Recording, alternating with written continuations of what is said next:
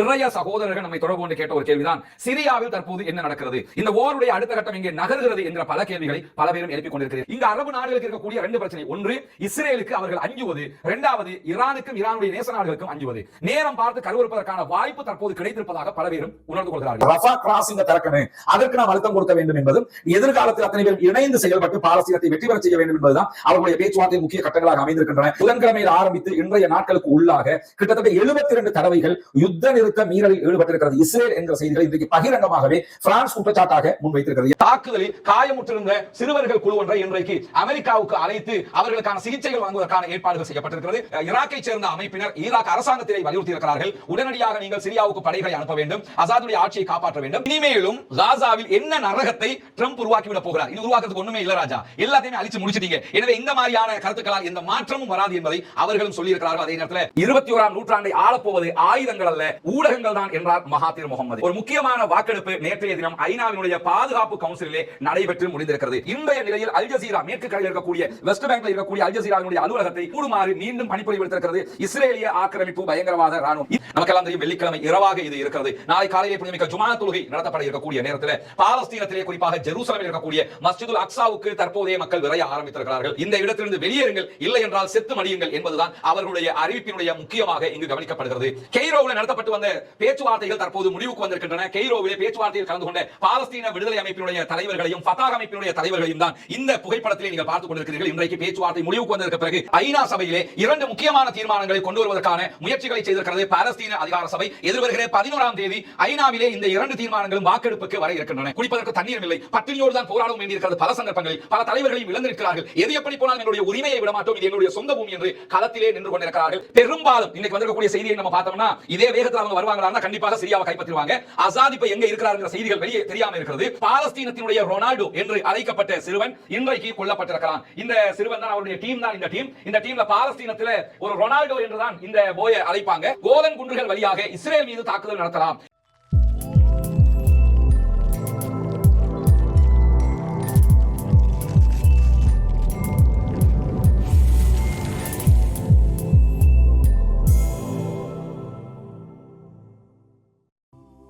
Hi friends, welcome back to SJ Tamil Nadu செய்திகள் and நான் உங்கள் SJ. ஃப்ரெண்ட்ஸ், நம்ம சேனலில் எப்போவுமே ரஸ்மின் எம்ஐசி பற்றின வீடியோவோ இல்லாட்டி ரஸ்மின் எம்ஐசி அவர்கள் போட்ட வீடியோவோ எடுத்து நம்ம சேனலில் ஷேர் பண்ணும்போது அது நல்ல வியூஸ் போகுது. ரெண்டாவது அதை பார்த்துட்டு நிறைய பேர் சப்ஸ்கிரைப் பண்ணுறீங்க. அதனால இப்போ நான் என்ன முடிவு பண்ணி வச்சிருக்கேன் அப்படின்னா, நீ அவங்களுக்கு ஏமாற்றம் அடையக்கூடாது என்பதற்காக வந்துட்டு நீ வாரம் ஒரு நாள் ஒரு வீடியோ, அதாவது சென்ற வாரம் காசா அப்படிங்கிற ஒரு தலைப்பில் வந்துட்டு ஒரு எபிசோடு ஏற்கனவே போட்டுதான். இனி விட்டுட்டு எல்லா ஞாயிற்றுக்கிழமை இல்லைன்னா திங்கக்கிழமை அன்னைக்கு நம்ம சேனல்ல வர்ற மாதிரி மேக்சிமம் ரஸ்மினோட ஒட்டுமொத்த தூப்பு அப்படியே துருக்கி இதெல்லாம் முக்கியமானதோ அதை மட்டும் எடுத்துட்டு ஒரு வீடியோவை நம்ம வந்துட்டு இனி வருங்காலத்தில் அது கண்டினியூ பண்ணலாம் அப்படிங்கிற ஒரு எண்ணத்துல இருக்கும். ஓகே, இது வந்துட்டு ரஸ்மின் எம்ஐஎஸ்சி வீடியோ பார்த்து சப்ஸ்கிரைப் பண்ண வியூவர்ஸ்க்காக மட்டும் ஸ்பெஷலா இந்த மாதிரி போடலாம் அப்படிங்கிற ஒரு எண்ணத்தோட இது வந்து போட்டுருக்கோம். யாரெல்லாம் விருப்பப்படுறாங்களோ, யாரெல்லாம் காசா பத்தி தெரியணுமோ அவங்க எல்லாம் வந்து இது பார்த்து தெரிஞ்சுக்கணும். ஓகே ஃப்ரெண்ட்ஸ், 422வது நாளாகவும் காசாவில் என்ன நடக்கிறது, காசாவையொட்டிய பாலஸ்தீன பெருநிலப்பரப்பிலே என்னவெல்லாம் நடக்கிறது என்பதையும், இதையொட்டி சர்வதேச அளவில் நடந்து கொண்டிருப்பது என்ன என்ற செய்திகளையும் தான் இன்றைக்கு நாம் பார்க்க இருக்கிறோம். குறிப்பாக காசாவிலே என்ன நடக்கிறது என்பதையொட்டி நிறைய சகோதரர்கள் நம்மை தொடர்பு கொண்டு கேட்ட ஒரு கேள்விதான், சிரியாவில் தற்போது என்ன நடக்கிறது, இந்த போருடைய அடுத்த கட்டம் இங்கே நகர்கிறது என்ற பல கேள்விகளை பல பேரும் எழுப்பிக் கொண்டிருக்கிறீர்கள். அந்த கேள்விகளுக்குரிய பதிலாகவும் இன்றைய நம்முடைய இந்த வீடியோ அமைய இருக்கிறது. குறிப்பாக இன்றைக்கு கடந்த 24 மணி நேரங்களுக்குள்ளாக பாலஸ்தீன பெரும்பூமியிலே காசா பகுதிகளிலே நடத்தப்பட்ட இஸ்ரேலிய ஆக்கிரமிப்பு பயங்கரவாத ராணுவத்தினுடைய தாக்குதல்களில் 100 அப்பாவி சகோதரர்கள் கொல்லப்பட்டிருக்கிறார்கள், ஷஹீதாகி இருக்கிறார்கள் என்ற செய்திகளை பாலஸ்தீன சுகாதார அமைச்சு வெளியிட்டிருக்கக்கூடிய செய்திகளில் நாம் பார்க்க முடிகிறது. இதே நேரத்தில் பாலஸ்தீன சுகாதார அமைச்சினுடைய செய்தியிலேயே 97க்கு மேற்பட்ட அப்பாவி சகோதரர்கள் படுகாயம் அடைந்திருக்கிறார்கள் என்ற செய்திகளும் வெளியிடப்பட்டிருப்பதை நாம் அவதானிக்க முடியும். 422வது நாளாக இந்த தாக்குதல்கள் நடைபெற்று வருகிறது. ஆயிரக்கணக்கான அப்பாவி மக்கள் கொல்லப்பட்டிருக்கிறார்கள், ஷஹீதாகி இருக்கிறார்கள். ஆனால் யுத்தம் முடிவுக்கு வந்ததாக எங்கும் பார்க்க முடியவில்லை. இந்த நேரத்தில் தான் இன்றைய தினம் இஸ்ரேலுடைய ஜனாதிபதி ஒரு முக்கியமான செய்தியை பணைய கைதிகளுடைய உறவுகளுக்கு மத்தியிலே பேசுகிற நேரத்தில் சொல்லி இருக்கிறார். நமக்கெல்லாம் தெரியும், பாலஸ்தீன போராளிகள் இஸ்ரேலில் இருந்து கிட்டத்தட்ட 100க்கு மேற்பட்ட பணைய கைதிகளை பிடித்துக் கொண்டு சென்றிருந்தார்கள். அதிலே இதுவரைக்கும் 101 பணைய கைதிகள் பாலஸ்தீன விடுதலை அமைப்பினரிடத்தில் பணைய கைதிகளாக இருக்கிறார்கள். இந்த நிலையில் அவர்களுடைய குடும்பத்தாரை சந்தித்து இன்றைக்கு இஸ்ரேலுடைய ஜனாதிபதி பேச்சுவார்த்தை நடத்தியிருந்த நேரத்தில் அவர் வெளியிட்டிருக்கக்கூடிய முக்கியமான ஒரு செய்திதான், திரைக்கு பின்னால் ஒரு சமாதான உடன்படிக்கைக்கான பேச்சுவார்த்தைகள் நடைபெற்று வருகிறது, இந்த யுத்தத்தை முடிப்பதற்கான பேச்சுவார்த்தைகள் திரைக்கு பின்னால் தொடர்கிறது என்ற செய்தியை இன்றைக்கு வெளிப்படையாக சொல்லியிருக்கிறார். எது எப்படி போனாலும் ஒரு சீஸ்ஃபயரை கொண்டு வருவதற்கு பல பேரும் தற்போது முயற்சித்துக் கொண்டிருக்கிறார்கள் என்கிற செய்திகள் வெளியாகி கொண்டே இருக்கக்கூடிய நேரத்தில் தான் இன்றைய தினமும் அறிவித்ததை போன்று இஸ்ரேலுக்கு எதிரான தன்னுடைய தாக்குதல்களை நாங்கள் தொடர்கிறோம் என்று சொல்லி இஸ்ரேலுடைய பல முக்கிய நகரங்கள் மீது பாலிஸ்டிக் மிசைல் தாக்குதல்களை, சூப்பர்சோனிக் வகையான மிசைல் தாக்குதல்களை நடத்தி இருக்கிறது யமன்ல இருக்கக்கூடிய ஹூதிகளுடைய படைப்பிரிவு. இங்க உள்ள ஒரு சர்ப்ரைஸான விஷயம் என்னன்னு சொன்னா, யமன்ல இருக்கக்கூடிய ஹூதிகளுடைய பல தளங்களை இஸ்ரேலுக்கு ஆதரவான நாடுகளும் தாக்கிக் கொண்டே இருக்கிறார்கள். குறிப்பாக அமெரிக்கா, பிரித்தானிய படைகள் தாக்குதல்கள் நடத்துகின்றன. அதே நேரத்தில் இஸ்ரேலும் தாக்குதல்களை நடத்துகிறது. இவ்வளவு தாக்குதல்கள் நடத்தப்பட்டும் பாலஸ்தீன மக்களோடு நாங்கள் நிற்போம் என்று சொல்லி இன்றைக்கும் பாலிஸ்டிக் மிசைல் அட்டாக் நடத்தி இருக்கிறார்கள் ஹூதிகள் என்ற செய்திகள் தான் ஆச்சரியமான செய்திகளாக இருக்கிறது. ஹூதிகள் எவ்வளவு பலம் பொருந்தியவர்களாக இருக்கிறார்கள் என்பதையும் இதிலிருந்து நாம் அவதானிக்க முடிகிறது. இந்த மாதிரியான நேரத்தில் தான் நமக்கு தெரியும், லெபனான்ல இருந்து பாலஸ்தீனத்திற்கு ஆதரவாக போராடி கொண்டிருந்த ஹிஸ்புல்லா போராளிகள் ஒரு சமாதான உடன்படிக்கை ஊடாக தற்போது அமைதி காக்கிறார்கள். அவர்கள் யுத்தத்தை எப்பொழுது காசாவில் சமாதானம் வருகிறதோ, காசாவுக்கு விடி வருகிறதோ அன்றைக்கு தான் யுத்தத்தை நிறுத்துவோம் என்று விடாப்பிடியாக நின்று கொண்டிருந்தார் ஹசன் நஸ்ருல்லா. ஹசன் நஸ்ருல்லா கொல்லப்பட்டதற்கு பிறகு பதவியேற்றுக் கொண்டிருப்பவர் தான் நாயிம் காசிம் அவர்கள். நாயிம் காசிம் அவருடைய தலைமையில் தான் தற்போது இந்த சமாதான உடன்படிக்கைக்கு அவர்கள் ஒப்புக்கொண்டிருக்கிறார்கள். உடன்படிக்கை லெபனானுக்கும் இஸ்ரேலுக்கும் இடையில் நடந்திருந்தாலும் சண்டை நடந்தது ஹிஸ்புல்லாக்களுக்கும் இஸ்ரேலுக்கும் இடையில. தற்போது திடீரென ஹிஸ்புல்லாக்களும் அமைதி காத்து வருகிறார்கள். இந்த நிலையில திடீரென்று சிரியாவிலே உள்நாட்டு போரும் ஆரம்பித்திருக்கிறது. இப்ப நிறைய பேருக்கு இருக்கக்கூடிய கேள்வியும் பிரச்சனையும் என்ன சொன்னா, இது என்ன நடக்கிறது, சிரியாவிலே ஏன் திடீரென்று இந்த பிரச்சனை வந்தது, இனிமேல் இந்த பிரச்சனை எதை நோக்கி நகரப் போகிறது என்கிற ஒரு மல்டி மில்லியன் கேள்வி நமக்கு முன்னால் இருக்கிறது. ஒன்றை புரிந்து கொள்ளுங்கள், நம்முடைய முஸ்லிம்களுக்கு மத்தியில ஷியா சன்னி என்கிற பிளவுகள் இருப்பதை மேற்கு நாடுகள் அறியாமல் இல்லை. ஷியாக்கள் யார், அவர்களுடைய கொள்கை கோட்பாடுகள் என்ன என்பதெல்லாம் நமக்கு தெரியும். அதிலே நாம் கொள்கை அளவில் ஒருபோதும் உடன்படாதவர்கள் என்பதிலும் எந்த மாற்று கருத்தும் இல்லை. ஆனால் இந்த காசாவினுடைய வார் வந்ததில் இருந்து பாலஸ்தீனத்திற்கு ஆதரவாக முழுமையாக பல கட்டங்களில், இந்த தடவை மட்டுமல்ல இதுக்கு முன்னாடியும் முழுமையாக தங்களை அர்ப்பணித்து போராடக்கூடியவர்களாக யார் நிற்பாங்கன்னு சொன்னா ஈரானுடைய ப்ராக்சிஸ் தான் இருப்பாங்க. உதாரணமாக ஹிஸ்புல்லா களத்துக்கு வருவாங்க, ஈரானுடைய ஐஆர்ஜிசி தாக்குதல் நடத்துவாங்க, சிரியாவில் இருக்கக்கூடியவர்கள் தாக்குதல் நடத்துவார்கள், ஈராக்கில் இருக்கக்கூடியவர்கள் தாக்குதல் நடத்துவார்கள். பாலஸ்தீனத்திற்கு ஆதரவாக இவர்கள் தான் களத்திலே நின்று கொண்டிருந்தார்கள். இந்த நிலையில தான் திடீரென்று யாரும் எதிர்பார்க்காமல் ஹிஸ்புல்லாக்கள் ஒரு சமாதான உடன்படிக்கையை ஒப்புக்கொண்டு விட்டோம் என்பதை அறிவிக்காவிட்டாலும் தற்போது யுத்தத்தை நிறுத்தி வைத்திருக்கிறார்கள் என்ற செய்திகளை கண்ணுக்கு முன்னாடி பார்க்கக்கூடிய நேரத்தில் ஏற்கனவே சிரியாவுக்குள்ள இஸ்ரேல் அவ்வப்போது தாக்குதல்களை நடத்தி கொண்டிருந்தவர்கள் திடீரென்று 2 நாட்களாக நீங்க பாத்தீங்கன்னா உள்நாட்டு யுத்தம் ஒன்று உக்கிரமடைந்திருப்பதை நாம் அவதானிக்க முடியும். சிரியாவுக்குள்ள உள்நாட்டு போர் இருக்குதான்னா ஆல்ரெடி இருக்குது. எப்படி இருக்குன்னு சொன்னா, அதிபர் அசாதுக்கு எதிராக உங்களுக்கு நினைவிருக்கலாம், கடந்த 13 ஆண்டுகளுக்கு முன்பதாக அரபு புரட்சி என்கிற ஒன்று அரபு நாடுகளிலே உருவெடுத்தது. அந்த அடிப்படையில் தான் டியூனிசியாவில் இருந்து ஜெயினுல் ஆபிதீன் நாட்டை விட்டு துரத்தப்பட்டார். எகிப்தில் ஆட்சி மாற்றம் வந்தது. எகிப்தில் 35 ஆண்டுகளுக்கு மேலாக ஆட்சி செய்து கொண்டிருந்த ஹொஸ்னி முபாரக்குடைய ஆட்சி கவிழ்க்கப்பட்டது. அதே போன்று பல நாடுகளில் இந்த ஆட்சி கவிழ்ப்புகள் எல்லாம் நடைபெற்று வந்தது. இறுதி நேரத்தில் அரபு லீக் என்ன பண்ணாங்கன்னா, கடுமையான முடிவுகளை எடுத்து ஆர்ப்பாட்டங்களை ஒடுக்கினார்கள். குறிப்பாக பஹ்ரைன்ல ஒடுக்கப்பட்டது, அதே போன்று ஈரான்ல ஒடுக்கப்பட்டது, சிரியாவில் இப்படி பல இடங்களிலும் கடுமையான அடக்குமுறைகளை செய்துதான் இந்த ஆர்ப்பாட்டங்கள் முடிவுக்கு கொண்டு வரப்பட்டிருந்தன. இல்லாவிட்டால் பல அரபு நாடுகளிலும் இந்த ஆட்சி மாற்றங்கள் வந்திருக்கும். இந்த நிலையில சிரியாவில் அரபு புரட்சி உச்சமாக இடம்பெற்றிருந்தது. அரபு புரட்சி உள்நாட்டு போராக வெடிக்கிற அளவுக்கு வந்திருந்தது. இப்பொழுது என்ன நடக்கிறது என்று சொன்னால், அந்த அரபு புரட்சி நேரத்தில் யாரெல்லாம் போராட்ட களத்திற்கு வந்திருந்தார்களோ அவர்களில் ஒவ்வொரு சாராரும் தனித்தனி குழுக்களாக பிரிந்து அவர்கள் ஆட்சியை கைப்பற்றுவதற்கான ஆயுத மோதல்களில் ஈடுபட்டு வருகிறார்கள். சிரியாவுக்குள்ள இல்லாத இயக்கமே இல்லை என்ற அளவுக்கு எல்லா இயக்கமும் இருக்கிறாங்க. சுருக்கமாக சொல்ல போனால் துருக்கியுடைய ஆதரவு பெற்ற ஆயுத குழுக்கள் அங்கே இருக்கிறார்கள். துருக்கி அவங்களுக்கு ஃபண்ட் பண்ணிட்டு இருக்காங்க. அதே மாதிரி ஈரானுடைய ஆதரவு முழுமையாக அசாதினுடைய சிரியாவுடைய அரசாங்கத்திற்கு இருக்கிறது. இப்படி எல்லா பகுதிகளிலும் ஆர்ப்பாட்டங்கள், போராட்டங்களை தாண்டி ஆயுத மோதல்கள் அங்கே இருக்கின்றன. தாலிபான்களுடைய பிரிவாக செயல்பட்ட ஜபஹத்துன் நுஸ்ரா என்கிற ஒரு ஆயுத பிரிவு அங்கே செயல்பட்டு வருகிறது. இப்படி பல பேரும் அங்கே செயல்பட்டு வருகிறார்கள். இப்ப உள்ள விவகாரம் என்னன்னு கேட்டா, இத்தனை நாள் உள்ளே சண்டைகள் இருந்ததுதான். ஏன் திடீரென்று பாத்தீங்கன்னு சொன்னா, இந்த காசா போர்ல மிகப்பெரிய ஒரு டர்னிங் பாயிண்ட் ஆக இருக்கிறது யாருன்னு கேட்டா ஹிஸ்புல்லா. ஹிஸ்புல்லாக்களை அடக்கிவிட்டால் காசா போரை முழுமையாக அவர்களுக்கு சாதகமாக முடித்து விடலாம் என்று இஸ்ரேல் மிக தெளிவாக இருக்கிறார்கள். எனவே ஹிஸ்புல்லாக்களை அடக்குவதற்கு 2 வழிகள் அவர்களுக்கு முன்பதாக இருக்கிறது. ஒன்று, ஹிஸ்புல்லாக்களை நாங்கள் பின்வாங்குகிறோம் என்று சொல்வது. அதை ஹிஸ்புல்லாக்கள் செய்ய மாட்டாங்க, செய்யவும் இல்லை. இரண்டாவது ஒரு வழிமுறை இருக்கிறது, ஹிஸ்புல்லாக்களை திசை திருப்பி காசாவை கட்டுப்பாட்டுக்குள் கொண்டு வர வேண்டும் என்று சொன்னால் ஹிஸ்புல்லாக்களை வேறு பகுதிக்கு மாற்ற வேண்டும். எப்படி மாற்றலாம் சொன்னா, இந்த அரபுலக புரட்சி வெடித்த நேரத்தில் சிரியாவில் அசாதினுடைய ஆட்சி இருக்கிற போது, அந்த அசாதினுடைய ஆட்சியை சிரியா ராணுவத்திற்கு காப்பாற்ற முடியாத ஒரு நிலை வருகிற போது என்ன பண்ணாங்கன்னு சொன்னா, உடனடியாக ஹிஸ்புல்லாக்கள் அங்கு சென்று அசாதினுடைய ஆட்சிக்கு ஆதரவாக போராட ஆரம்பித்தார்கள். இந்த இடத்துல நம்ம கவனிக்க வேண்டியது என்னன்னா, சிரியாவில் பெரும்பான்மையாக இருக்கக்கூடியது பெரும்பாலும் சன்னி முஸ்லிம்கள் தான் இருக்கிறார்கள். குர்ஆன் சுன்னாவை ஏற்றுக்கொண்டிருக்கக்கூடிய பிரிவினர் இருக்கிறார்கள். அலவியா தரீகா என்கிற ஒரு பிரிவினர் தான் அங்கே அசாதினுடைய கட்டுப்பாட்டில் ஷியா பிரிவை ஏற்றுக்கொண்டிருப்பவர்கள் இருக்கிறார்கள். அவர்கள் தான் ஆட்சி கட்டில் இருக்கிறார். அசாதுடைய தகப்பனார் இருந்தார், தற்போது அசாத் இருக்கிறார். எனவே அசாதை காப்பாற்றுவதற்காக லெபனானில் இருந்து ஹிஸ்புல்லாக்கள் 13 ஆண்டுகளுக்கு முன்பதாக அங்கு சென்று ஆயுத போராட்டத்தில் ஈடுபட்டு அங்கிருந்த கிளர்ச்சி குழுக்களை எல்லாம் ஓரம் கட்டி இவர்களுக்கு ஆட்சியை காப்பாற்றி கொடுத்திருந்தார்கள். இப்படி ஆட்சியை காப்பாற்றி கொடுப்பதற்கு காரணமாக இருந்த ஹிஸ்புல்லாக்களுக்கு நிறைய ஆயுத சப்ளை நடக்கக்கூடிய இடமாக எது இருக்குதுன்னு சொன்னா சிரியா தான் இருக்கு. சிரியாவில் இருந்து தான் பாலஸ்தீன விடுதலை போராளிகளுக்கு நிறைய ஆயுதங்கள் சப்ளை பண்ணப்படுகிறது என்கிற செய்திகள் வெளிப்படையாகவே பல ஊடகங்களில் வரக்கூடிய செய்திகளாக இருக்கிறது. இந்த நிலையில சிரியாவுக்குள் உள்நாட்டு போர் ஒன்று வெடித்தால் ஷியா சன்னி என்கிற பிரிவினைவாதத்தை தூண்டிவிட்டால் விட்டால் ஈஸியாக என்ன பண்ணலாம்னு சொன்னா காசா போற முடிவுக்கு கொண்டு வந்து விட முடியும். இந்த இடத்துல கவனிச்சுக்கங்க. ஆரம்பத்தில் நான் சொன்னதை போல சுன்னா பேசுகிற தரப்பினுடைய நிலைப்பாட்டிலே தான் அன்றும் இன்றும் நாளையும் நாமும் இருக்க போகிறோம் என்பதிலே எந்த மாற்று கருத்தும் இல்லை. குர்ஆன் சுன்னாவை தான் பின்பற்ற வேண்டும், அதில் எந்த மாற்று கருத்தும் கிடையாது. ஆனா இந்த வார்னு வந்துருச்சுன்னு சொன்னா இந்த வார்ல காசா பக்கம் நிற்பவர்கள் யார், காசாவுக்கு எதிர்ப்பக்கம் நிற்பவர்கள் யார் என்கிற ஒரு கேள்வி இருக்கிறது. அந்த கேள்வியில காசாவுக்கு ஆதரவாக அதிகமாக நிற்பது ஈரான். ஈரானோடு துணையாக ஈராக்கினுடைய பல பிரிவுகள் இருக்கிறார்கள், சிரியாவினுடைய அசாதினுடைய பல பிரிவுகள் இருக்கிறார்கள், அதே போன்ற ஹிஸ்புல்லாக்கள் இருக்கிறார்கள், ஈவன் ஹூதிகள் கூட ஷியாக்களாக இருக்கிறார்கள், ஈரானுடைய ப்ராக்ஸிஸாக இருக்கிறார்கள். இங்க அரபு நாடுகளுக்கு இருக்கக்கூடிய ரெண்டு பிரச்சனை. ஒன்று இஸ்ரேலுக்கு அவர்கள் அஞ்சுவது, இரண்டாவது ஈரானுக்கும் ஈரானுடைய நேச நாடுகளுக்கும் அஞ்சுவது. நேரம் பார்த்து கருவறுப்பதற்கான வாய்ப்பு தற்போது கிடைத்திருப்பதாக பல பேரும் உணர்ந்து கொள்கிறார்கள். என்ன வாய்ப்புன்னு சொன்னா காசாவுக்கு உதவுகிறோமோ இல்லையோ ஈரானை அடக்க வேண்டும் என்றால், ஹிஸ்புல்லாக்களை அடக்க வேண்டும் என்று சொன்னால் ஒரே வழி என்னன்னா சிரியாவில் உள்நாட்டு போர் வெடிப்பது. இப்ப சிரியாவில் உள்நாட்டு போர்ல கிளர்ச்சியாளர்கள் தரப்புல இருக்கக்கூடியவங்க என்பதை தாண்டி கிளர்ச்சியாளர்களுக்கும் சிரியா அரசாங்கத்துக்குமான ஓராக மாத்திரம் இது இல்லாமல் ஷியா சன்னி என்கிற பிரிவினைவாதம் தூண்டப்படுகிற போது சன்னி என்கிற நிலைப்பாட்டில் இருக்கிற நாடுகள் எல்லாம் அந்த பக்கமும் ஷியாவுக்கு ஆதரவான நாடுகள் எல்லாம் ஈரான் பக்கமும் போய் நிற்கிற போது காசாவில் இருக்கிறவங்க யாரு என்கிற கேள்வி எழும். காசாவில் இருக்கிற 199% சன்னி பிரிவை சேர்ந்தவர்கள். அப்படி இருக்கும்போது உதவிக்கு நிற்கிற ஷியாக்கள் சார்பான இந்த மாதிரியான நாடுகள் யாரும் உதவிக்கு வராமல் பின்வாங்குவதற்கான வாய்ப்பை உண்டாக்க வேண்டும். இது ஏற்கனவே நடந்தது. இந்த அசாதினுடைய பிரச்சனை வந்த நேரத்தில் ஹசன் நஸ்ருல்லாவுடைய தலைமையில சிரியாவில் போய் ஹிஸ்புல்லாக்கள் போராடிய போது அப்பொழுதே யஹ்யா சின்வாருக்கும் ஹிஸ்புல்லாக்களுக்கும் இடையிலே மனக்கசப்பு ஏற்பட்ட வரலாறு உண்டு.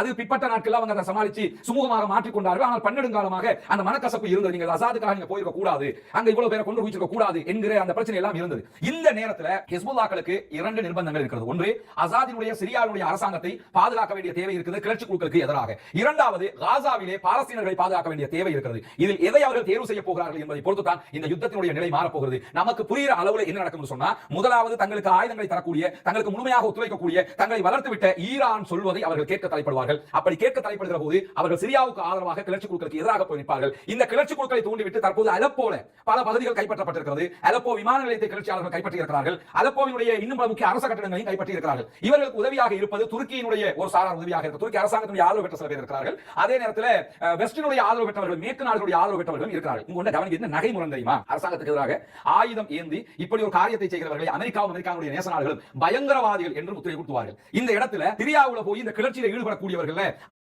பயங்கரவாதிகள் இருக்கிறார்கள். பயங்கரவாதிகளை பயங்கரவாதிகள் என்று மற்ற இடங்களிலே முத்திரை குத்தக்கூடிய அமெரிக்கா இன்றைக்கு என்ன சொல்றாங்கன்னா, சிரியாவினுடைய விவகாரத்தில் நாங்கள் எந்த பக்கமும் இல்லை, நடுநிலை வகிக்கிறோம் என்கிறார்கள். ஏன்னா அவங்களுக்கு தேவை சிரியா அந்த கண்ட்ரோல்ல வரணும். சிரியாவில் தாக்குதல் நடத்தக்கூடிய 4 கிளர்ச்சி குழுக்களோடு 5வதாக இஸ்ரேலும் தாக்குதல் நடத்துகிறது. எனவே இது ஷியா சன்னி என்கிற பிரிவினையை தூண்டி உலகத்திற்கு காட்டிவிட்டு உள்ளுக்குள்ள என்ன பண்றாங்கன்னு கேட்டா, காசா பக்கமாக ஈரானுடைய ப்ராக்ஸிஸாக ஈரானுடைய ஆதரவு பெற்ற எந்த குழுக்களும் உள்ளே வரக்கூடாது என்பதில் அவர்கள் மிக தெளிவாக இருக்கிறார்கள். இது நடந்தால் காசா தனிமைப்படும். காசாவுக்கு உதவியாக கண்டிப்பாக யாரும் இருக்க போவதில்லை அல்லாஹ்வை தவிர. அப்படி ஒரு நிலை வந்தால் மீண்டும் காசா அடிமை சாசனத்தை எழுதி கொடுத்ததை போல அடிமைகளாக இருக்க வேண்டி வருமே தவிர விடுதலை என்பது அசாத்தியமானதாக மாறிவிடும் என்கிற பயம்தான் இன்றைக்கு காசா ஆதரவாளர்களுக்கும் பாலஸ்தீன விரும்பிகளுக்கும் பாலஸ்தீனுடைய தலைவர்களுக்கும் மத்தியிலே இருக்கக்கூடிய மிக பெரும் கவலையாக மாறி இருக்கிறது. இந்த மாதிரியான நிலை தவிர்க்கப்பட வேண்டுமாக இருந்தால் கண்டிப்பாக சிரியாவினுடைய போர் உடனடியாக நிறுத்தப்பட வேண்டும். கிளர்ச்சி குழுக்கள் பின்வாங்க வேண்டும். உண்மையிலே ஆசாதுடைய ஆட்சியை பிடிக்கல, நாடே திரண்டு வந்து ஆர்ப்பாட்டம் நடத்தி கவிழ்க்கிறாங்கன்னா அது ஒரு கணக்கு.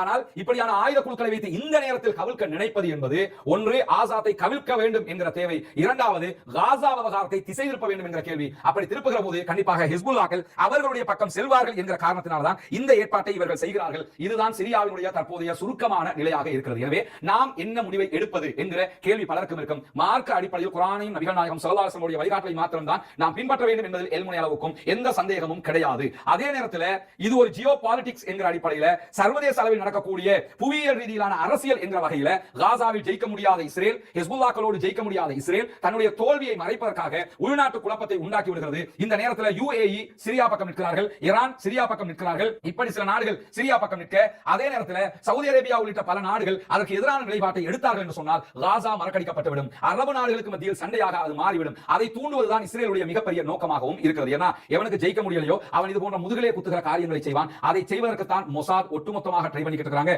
குறிப்பாக சிரியா பகுதிகளிலும் இந்த ஈராக்கினுடைய சில பகுதிகளிலும் இருக்கக்கூடிய ஆயுத குழுக்களுக்கு எல்லாம் ஆயுதம் வழங்குவதே இஸ்ரேலும் அதனுடைய பினாமிகள் என்பது நமக்கு தெரியும். பயங்கரவாதத்திற்கும் இஸ்லாத்திற்கும் எந்த சம்பந்தமும் இல்லை.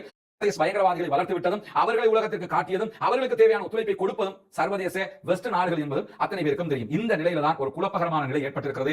முதலில் பாலஸ்தீன விடுதலைக்காக பிரார்த்தனை செய்கிற அதே நேரம் இந்த குழப்பத்திலிருந்து பாலஸ்தீன் பாதுகாக்கப்பட வேண்டும், அத்தனை மக்களும் பாதுகாக்கப்பட வேண்டும் என்பதையும் நாம் அவதானிக்க வேண்டும். சிரியாவிலே ஆட்சி மாற்றம் வருகிறதா இல்லையா என்பதை தாண்டி இந்த நிலையில சிரியாவில் எந்த பிரச்சனையும் வராமல் இருப்பதுதான் காசாவுக்கு பாதுகாப்பாக அமையும். இந்த நேரத்தில் சிரியாவில் பிரச்சனையை உண்டாக்க நினைப்பது காசாவுக்கு சுதந்திரம் கொடுக்காமல் இருப்பதற்காகவும் ஹெஸ்புல்லாக்களை திருப்பி விடுவதற்காகவும் தான் என்பதையும் நாம் ஆழமாக புரிந்து கொள்ள வேண்டும். 423வது நாளாகவும் காசாவிலும் காசாவை ஒட்டிய பாலஸ்தீன பெருநிலப்பரப்பிலும் என்னவெல்லாம் நடக்கிறது என்ற செய்திகளை தான் நாம் இன்றைக்கும் பார்க்கிறோம். தெரியும், காசாவினுடைய நார்த்து பகுதி, வடக்கு பகுதிகளில் தொடர்ந்து இஸ்ரேலிய ஆக்கிரமிப்பு பயங்கரவாத ராணுவம் முற்றுகையிட்டு தாக்குதல் நடத்தி வருகிறது. இந்த முற்றுகையிட்டு நடத்தக்கூடிய தாக்குதல்களுக்கு மத்தியில 60 நாட்களுக்கு மேலாக தொடரக்கூடிய இந்த தாக்குதல்களில் இதுவரைக்கும் 10,000க்கும் மேற்பட்டவர்கள் படுகாயம் அடைந்திருக்கிறார்கள் என்ற செய்திகள் இன்றைக்கு வெளியாகி இருக்கிறது. இதுவரைக்கும் காசாவில் நடந்து வரக்கூடிய 423 நாட்களுடைய இத்தனை நாள் தாக்குதல்கள்ல ஒரே பகுதியில் அதிகமானவர்கள் படுகாயம் அடைந்திருக்கக்கூடிய ஒரு சம்பவமாக ஜபாலியா பகுதிகள், வடக்கு காசா பகுதிகள் தான் இன்றைக்கும் பதிவு செய்யப்பட்டிருக்கிறது. இந்த நிலையில தான் பாலஸ்தீன விடுதலை அமைப்பினருக்கும் இஸ்ரேலிய ஆக்கிரமிப்பு பயங்கரவாத ராணுவத்திற்கும் இடையிலே நடந்து வரக்கூடிய தாக்குதல்கள் உக்கிரமடைந்து கொண்டிருக்கின்றன. குறிப்பாக இஸ்ரேலியர்கள் பாலஸ்தீன அப்பாவிகள் மீதான தாக்குதல்களை தொடர்கிறது. அதே நேரம் பாலஸ்தீன விடுதலை போராட்ட அமைப்பினர் இஸ்ரேலிய ஆக்கிரமிப்பு பயங்கரவாத ராணுவத்தோடு தினமும் மோதி கொண்டிருக்கிறார்கள். குறிப்பாக இன்றைய தினம் சேனல் 12 இஸ்ரேலுடைய தொலைக்காட்சியை வெளியிட்டிருக்கக்கூடிய ஒரு செய்தியில் என்ன சொல்றாங்கன்னா, கான் யூனிஸ்ல இருந்து காசாவினுடைய சென்ட்ரல் பகுதிகளுக்கு இன்றைய தினம் ஏவுகணைகள் ஏவப்பட்டிருக்கின்றன என்ற செய்திகளை அவர்கள் வெளியிட்டிருக்கிறார். அதே நேரத்தில் இஸ்ரேலிய ராணுவம் இந்த செய்திகளை சொல்லி இருக்கிறது என்று சொல்லியிருக்கிற செய்தி நம்ம பார்க்கிறோம் சேனல் 20. அதே நேரத்தில் பாலஸ்தீன விடுதலை அமைப்பினர் வெளியிட்டிருக்கக்கூடிய அறிக்கையில இன்றைய தினம் நாங்கள் இஸ்ரேலிய படைகளை நோக்கி தொடர்ந்து ஏவுகணை தாக்குதல்களை நடத்தி இருக்கிறோம், ராக்கெட் தாக்குதல்களை நடத்தி இருக்கிறோம் என்ற செய்திகளையும் வெளியிட்டிருக்கிறார்கள். இதை நம்ம புரிய வேண்டிய ஒரு விஷயம் என்னன்னு சொன்னா, தற்போதைய நிலையில பாலஸ்தீனத்துக்கு ஆதரவாக போராடி கொண்டிருந்த ஹிஸ்புல்லாக்கள் ஒரு சமாதான உடன்படிக்கையை எட்டியிருக்கிறார்கள். அதே நேரத்தில் அதற்கு துணையாக இருந்த ஹூதிகள் தாக்குதல்களை தொடர்ந்து கொண்டிருக்கிறார்கள். அப்படி இருக்கும்போது பாலஸ்தீனத்தில் இருக்கக்கூடிய சுதந்திர போராளிகள் தொடர்ந்து தாக்குதல்களை மேற்கொண்டு வருகிறார்கள். 423வது நாளாகவும் தனியாக போராடக்கூடிய பாலஸ்தீன சுதந்திர விடுதலை அமைப்பை பொறுத்தவரையில் அவர்கள் இன்றைக்கும் ஏவுகணை தாக்குதல்களையும் ராக்கெட் தாக்குதல்களையும் நடத்துகிறார்கள் என்றால் அவர்கள் ஆயுத அளவில் பலம் மிக்கவர்களாகத்தான் இருக்கிறார்கள் என்பதை நாம் இங்கே கவனிக்க வேண்டும். எனவே அவர்களுடைய பலம் பலவீனப்படுத்தப்படவில்லை. பல தலைவர்கள் இழந்திருந்தாலும், போராட்டத்திலே பல ஏற்ற இறக்கங்கள் ஏற்பட்டிருந்தாலும் அவர்கள் தன்னுடைய பலத்தை தக்க வைத்துக் கொண்டிருக்கிறார்கள் என்பதையும் இந்த இடத்திலே நாம் கவனிக்க முடியும். இப்படியான நேரத்தில் தான் நம்ம ஏற்கனவே ஒரு செய்தியை சொல்லியிருந்தோம், பாலஸ்தீனத்தினுடைய செய்திகள் உரிய முறையில் வெளிவருவதை தடுக்கிற வேலையை தொடர்ந்து இஸ்ரேலிய அரசாங்கம் செய்து வருகிறது. அந்த அடிப்படையில் தான் வெஸ்ட் ஊடகங்கள் எல்லாம் நீங்க எடுத்துக்கிட்டீங்கன்னா, மேற்கு ஊடகங்கள் எதுவாக இருந்தாலும் இஸ்ரேல் கொடுக்கக்கூடிய செய்திகளை தான் அவர்கள் பகிர்வார்கள். குறிப்பாக CNN உள்ளிட்டவர்கள் இஸ்ரேல் கொடுக்கக்கூடிய தகவல்களை தாண்டி எதையுமே காசா விவகாரத்தில் பிரசுரிப்பது இல்லை என்கிற குற்றச்சாட்டே இருக்கிற நிலையில அங்க இருக்கக்கூடிய அல் ஜசீரா செய்திகளை சொல்லி வந்த நேரத்தில் அல் ஜசீராவை இஸ்ரேல் தடை செய்து விட்டது. தற்போது இஸ்ரேலுக்குள் இயங்கி வந்த லண்டனுடைய செய்தி பத்திரிகையாக இருக்கக்கூடிய ஹாரட்ஸ் பத்திரிகை மீதும் தடை விதிக்கப்பட்டிருக்கிற நிலையில இன்றைக்கு ஹாரட்ஸ் பத்திரிகையுடைய தலைமையோட வெளியிட்டிருக்கக்கூடிய அறிக்கையில் உங்களுடைய தடைகளால் உண்மைகளை மௌனிக்க செய்ய முடியாது, கண்டிப்பாக உண்மைகள் வெளிவந்தே தீரும் என்ற செய்திகளையும் இன்றைக்கு அவர்கள் பகிரங்கப்படுத்தி இருக்கிறார்கள். இந்த நிலையில தான் நமக்கு தெரியும், லெபனானில் இருக்கக்கூடிய போராட்ட குழுக்கள் தற்போது ஆயுதங்களை மௌனிக்க செய்திருக்கிறார்கள், அவர்கள் சமாதான உடன்படிக்கையை ஏற்றுக்கொண்டிருக்கிறார்கள் என்ற செய்திகளை தொடர்ந்து நம்ம பேசி வரக்கூடிய நேரத்தில் இன்றைக்கு நடந்திருக்கக்கூடிய செய்தி என்னன்னா, இந்த கடந்த புதன்கிழமையில இருந்துதான் இந்த சமாதான உடன்படிக்கை நடைமுறைப்படுத்தப்பட்டு வருகிறது. புதன்கிழமையில் ஆரம்பித்து இன்றைய நாட்களுக்கு உள்ளாக கிட்டத்தட்ட 72 தடவைகள் யுத்த நிறுத்த மீறலில் ஈடுபட்டிருக்கிறது இஸ்ரேல் என்ற செய்திகளை இன்றைக்கு பகிரங்கமாகவே பிரான்ஸ் குற்றச்சாட்டாக முன்வைத்திருக்கிறது. ஏன்னா இந்த யுத்தத்தை கண்காணிக்கக்கூடிய இடத்துல அமெரிக்காவும் பிரான்சும் தான் நியமிக்கப்பட்டிருக்கிறார்கள். அந்த வகையில பிரான்ஸ் இன்றைக்கு குற்றச்சாட்டாக எதை முன் வச்சிருக்காங்கன்னு சொன்னா, நீங்கள் யுத்த நிறுத்த மீறலில் ஈடுபடுகிறீர்கள், நீங்கள் யுத்த நிறுத்தத்தை கடைபிடிக்கவில்லை, ஹிஸ்புல்லா போராளிகள் யுத்த நிறுத்தத்தை கடைபிடிக்கிறார்கள், ஆனால் நீங்கள் மீறி 72 தடவைகள் தாக்குதல்களை நடத்தி இருக்கிறீர்கள் என்ற குற்றச்சாட்டை வெளியிட்டிருக்கிற அதே நேரத்தில் சற்று முன்னால் வெளியாக இருக்கக்கூடிய ஒரு செய்திதான், ஹிஸ்புல்லா போராளிகள் இன்றைய தினம் தற்காப்புக்காக 2 தடவைகள் ஏவுகணை தாக்குதல்களை நடத்தியிருக்கிறார்கள் என்ற செய்திகள் வெளியாகி இருக்கிறது. இந்த தாக்குதலை பொறுத்தவரையில நார்த் இஸ்ரேல் இருக்கக்கூடிய மக்கள் எதிர்பார்த்தார்கள் ஹிஸ்புல்லாக்கள் எந்த நேரமும் தாக்குதல் நடத்தலாம். இன்றைக்கு அவர்களும் தொடர்ந்து யுத்த நிறுத்த மீறல் விதிமீறலில் ஈடுபடக்கூடிய இஸ்ரேலிய ஆக்கிரமிப்பு பயங்கரவாத ராணுவத்திற்கு எதிராக காபர் ஷூபா மலைப்பகுதிகளில் இருக்கக்கூடிய அவர்களுடைய ராணுவ தளம் ருவைசத்தல் ஆலம் என்ற ராணுவ தளத்தின் மீது ஏவுகணை தாக்குதல்களை நடத்தியிருக்கிறார்கள். இது தற்காப்புக்கான தாக்குதல். தொடர்ந்து நீங்கள் யுத்த நிறுத்த மீறலில் ஈடுபட்டால் நாங்கள் மீண்டும் தாக்குதல்களை ஆரம்பிப்போம் என்றும் ஹிஸ்புல்லாக்கள் எச்சரிக்கை விடுத்திருக்கிறார்கள். இப்படியான நிலையில தான் இன்றைக்கு ஒரு முக்கியமான சம்பவம் நடந்திருக்கிறது. அதாவது அமெரிக்காவுடைய 2 கப்பல்கள் மீது ஹூதிகள் தாக்குதல் நடத்தியிருக்கிறார்கள். யமன்ல இருக்கக்கூடிய போராட்ட குழுவினர் தாக்குதல் நடத்திருக்காங்க. சின்ன தாக்குதல் கிடையாதுங்க, மாபெரும் தாக்குதல் நடத்தியிருக்கிறார்கள். கிட்டத்தட்ட 16 பாலிஸ்டிக் சூப்பர்சோனிக் வகையான ஏவுகணை தாக்குதல்கள் நடத்தப்பட்டிருக்கிறது. ஒரே நேரத்தில் 16 ஏவுகணை தாக்குதல் என்பது சாதாரணமானது கிடையாது. அதில் பாலிஸ்டிக் ஏவுகணைகள், குரூஸ் வகையான ஏவுகணைகள் என்ற செய்திகளோடு ட்ரோன் தாக்குதல்களை அவர்கள் நடத்தியிருக்கிறார்கள். இந்த நிலையில இந்த 2 கப்பல்களுக்கும் என்னென்ன சேதங்கள் ஏற்பட்டிருக்கின்றன என்ற செய்திகள் இதுவரைக்கும் வெளியாகவில்லை. ஆனால் தொடர்ந்து நாங்கள் பாலஸ்தீன மக்களுக்கு ஆதரவாக அமெரிக்காவுடைய கப்பல்களையும் இஸ்ரேலுக்கு ஆதரவான கப்பல்களையும் தாக்குதல் நடத்தியே தீர்வோம் என்று இன்றைக்கும் ஊதியருடைய ராணுவ பேச்சாளர் எஹியா சாரி அறிவித்திருக்கிறதை நாம் அவதானிக்க முடியும். இந்த மாதிரியான ஒரு முக்கியமான பேச்சுவார்த்தையை பாலஸ்தீன விடுதலை போராளிகளும்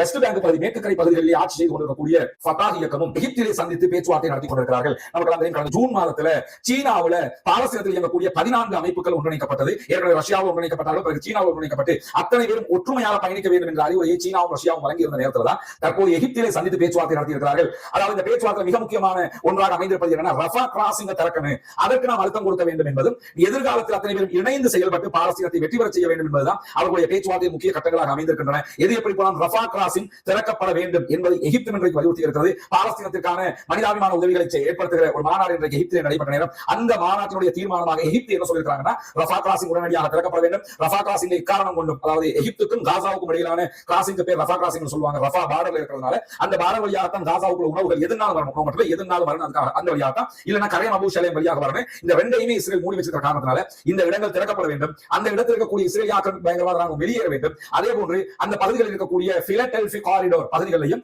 இஸ்ரேல் இருக்கக்கூடாது. பிலடெல்பி காரிடோர்ங்கிறது ரஃபா பார்டர் பகுதியில், ரஃபாவில இருந்து 14 கிலோமீட்டர் தூரத்துக்கு கடல் வரைக்கும் காசாவுக்கும் எகிப்துக்கும் இடையிலான பகுதி. இந்த பகுதியில் 700 எகிப்திய ராணுவம் நிறுத்தப்பட வேண்டும் என்பதுதான் 1978 ஒப்பந்தத்துடைய விதி.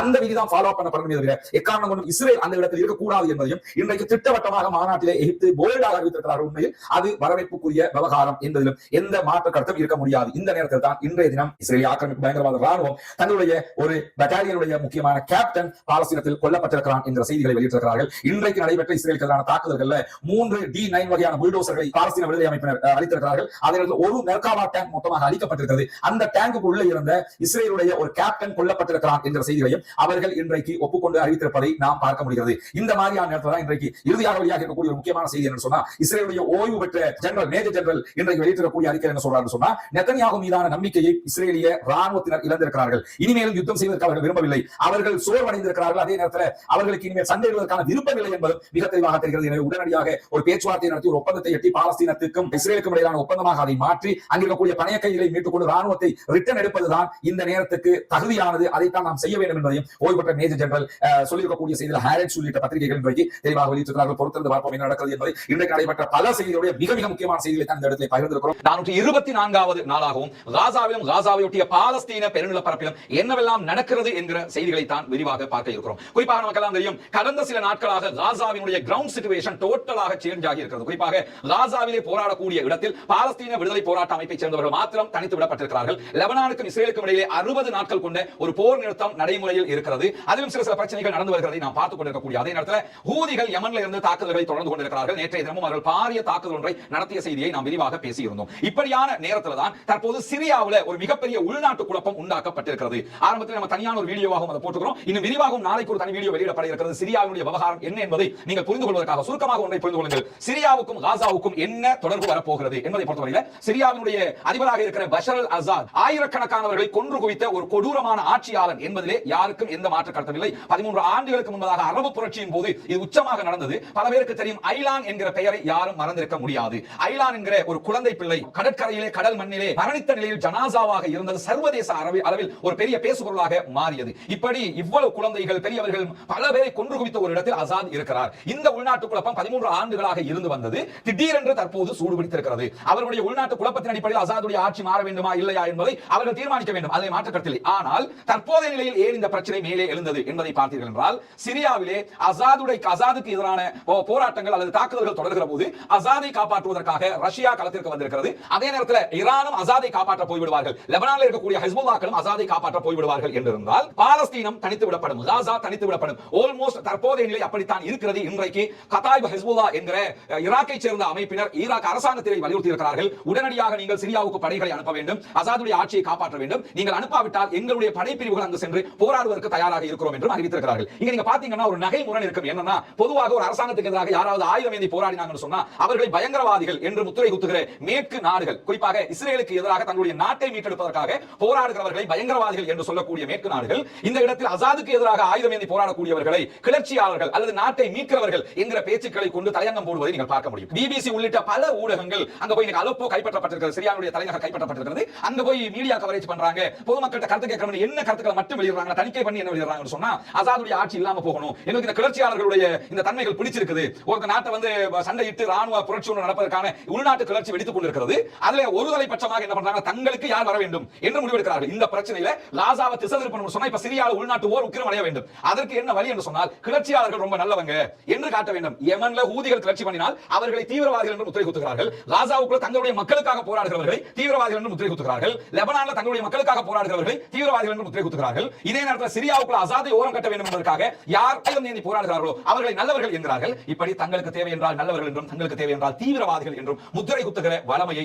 மேற்குலகம் கொண்டிருக்கிறது. அந்த அடிப்படையில் தான் தற்போது இந்த பிரச்சனையை நாம் பார்க்க வேண்டியிருக்கிறது. எது எப்படி போனால் இதிலே துருக்கி இந்த நேரத்தில் தலையிட்டு ஒரு மாபெரும் பிரச்சனையை உண்டாக்கியதை ஏற்றுக்கொள்ளவே முடியாது என்பதையும் நாம் புரிந்து கொள்ள வேண்டும். இது பற்றி ஒரு விரிவான, இது ஒரு குழப்பமான ஒரு செயல்பாடு கிடையாது, ஈஸியா புரிஞ்சுக்க முடியும். இன்ஷா அல்லாஹ் ஒரு தனியான வீடியோவாக அங்க என்ன நடக்குது, போராடுகிறவர்கள் யார், எதற்கான போராட்டம் இங்கே நடைபெறுகிறது, அது நியாயமா இல்லையா, இந்த நேரத்தில் நியாயமா இல்லையா என்பதையும் விரிவாக நாம் பார்க்க இருக்கிறோம். இப்படியான நேரத்தில் தான் காசாவில் இன்றைக்கு என்ன நடக்கிறது, காசாவையொட்டி சர்வதேச அளவில் என்ன நடக்கிறது என்பது மிக முக்கியமான விவாதமாக மாறி இருக்கிறது. குறிப்பாக இஸ்ரேல் ஆக்கிரமிப்பு பயங்கரவாத ராணுவத்தினுடைய தாக்குதலில் காயமுற்றிருந்த சிறுவர்கள் குழு ஒன்றை இன்றைக்கு அமெரிக்காவுக்கு அழைத்து அவர்களுக்கான சிகிச்சைகள் வழங்குவதற்கான ஏற்பாடுகள் செய்யப்பட்டிருக்கிறது. அங்கே சென்ற பிள்ளைகளை வரவேற்கிற ஒரு நிகழ்வை தான் நீங்க பாக்குறீங்க. ஒரு தனிப்பட்ட நிகழ்ச்சியாக அல் ஜசீரா இதை தனியாக வெளியிட்டிருப்பதை நாம் பார்க்க முடியும். அங்க குண்டு போட்டு குழந்தைகளை கொல்வதற்கும் குழந்தைகளை அழிப்பதற்கும் குண்டுகளை இலவசமாக வழங்கி இஸ்ரேலுக்கு தேவையான ஆயுதங்களை வழங்கி அத்தனை பேரையும் அழிப்பதற்கு துணை போகிற அமெரிக்கா ஒருபுறம் இந்த பிள்ளைகளை நாங்கள் எடுத்து ட்ரீட்மெண்ட் பண்றோம், இதுவரைக்கும் 45,000 மேற்பட்டவர்கள் கொல்லப்பட்டிருக்கிறார்கள், ஷஹீதாக இருக்கிறார்கள் காசாவிலே, அதுல 20,000 மேற்பட்டவர்கள் சிறுவர்கள் குழந்தைகள், அதுல ஒரு 200 பிள்ளைகளை தங்களுடைய நாட்டுக்கு எடுத்து பாத்தீங்கன்னா நாங்க ட்ரீட்மெண்ட் கொடுக்கிறோம், ரொம்ப நல்லவங்க பாத்தீங்களா,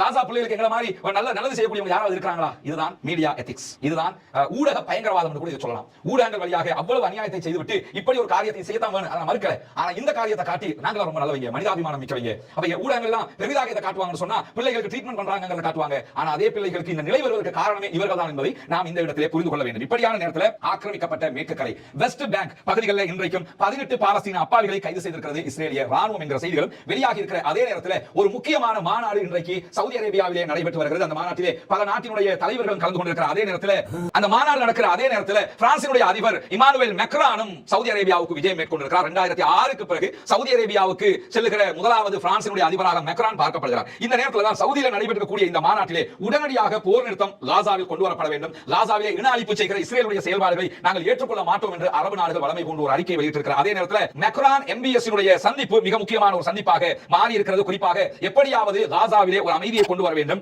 பாலஸ்தீன விடுதலை போராட்ட வீரர்களுடைய பிடியிலே இருக்கக்கூடிய அனைத்து பணைய கைதிகளையும் விடுவிப்பதும் காசாவுக்கு தேவையான மனிதாபிமான உதவிகளை வழங்குவதற்கும் பாலஸ்தீன மக்களை பாதுகாப்பதற்கும் நாம் அத்தனை பேரும் செயல்பட வேண்டும் என்று சொல்லி இன்றைக்கு இரு நாட்டு தலைவர்கள் அழைப்பு விடுத்திருக்கின்றார்கள் என்ற செய்திகள் வெளியாகி இருக்கிறது. என்ன கவனிக்கணும்னு சொன்னா, பாலஸ்தீனத்தில் இருக்கக்கூடிய பணைய கைதிகளை விடுவிக்க வேண்டும், மாற்று கருத்தில்லை. பாலஸ்தீன மக்களுக்கு மனிதாபிமான உதவிகள் செய்யப்பட வேண்டும், மாற்று கருத்தில்லை. பாலஸ்தீன மக்கள் பாதுகாக்கப்பட வேண்டும், மாற்று கருத்தில்லை. இத்தோடு சேர்த்து எல்லாவற்றுக்கும் முதன்மையாக வரக்கூடியதை இந்த இருவரும் தவிர்த்து கொண்டிருக்கிறார்கள் என்பதை கவனித்துக் கொள்ளுங்கள். பாலஸ்தீனத்திற்கு விடுதலை வேண்டும், விடுதலை கிடைச்சா இதெல்லாம் கிடைச்சிடும். விடுதலை என்கிற ஒண்ணு கொடுக்காம இதெல்லாம் கொடுக்கிறதுனால எந்த பலனும் இல்லை என்பதை மிக தெளிவாக புரிந்து கொண்டே MBS அரசாங்கம் அதை பற்றி பேசாமல் தவிர்த்திருக்கிறது என்பதையும் நாம் இங்கே உற்று கவனிக்க வேண்டும். அதே நேரத்தில் ஒரு முக்கியமான பேச்சுவார்த்தை தொடர்ந்து நடைபெற்று வருகிறது கெய்ரோல. பாலஸ்தீன விடுதலை போராட்ட அமைப்புக்கும் ஆல்ரெடி அங்கே செயல்படக்கூடிய வெஸ்ட் பேங்க்ல செயல்படக்கூடிய பாலஸ்தீன் அத்தாரிட்டியாக செயல்படக்கூடிய யாசர் அரபாத்தினால் உருவாக்கப்பட்ட அமைப்பு ஃபத்தாஹுக்கும் இடையில ஒரு பேச்சுவார்த்தை தொடர்ந்து நடைபெறுகிறது. பல அமைப்புகள் ஒன்று சேர்ந்து பேசுகிறார்கள். இந்த யுத்தத்துக்கு பிறகு ஒரு சீஸ்ஃபயர் ஏற்பட்டால் எப்படி நடந்து கொள்வது, காசாவிலும் வெஸ்ட் பேங்கிலும் நம்முடைய பயணம் எப்படி தொடர போகிறது, நாம் எப்படி இணைந்து செயல்பட போகிறோம் என்கிற ஒரு பேச்சுவார்த்தையில இன்றைக்கு வெளியாக இருக்கக்கூடிய செய்தியின் பிரகாரம் ஒரு நல்ல முன்னேற்றம் ஏற்பட்டிருக்கிறது.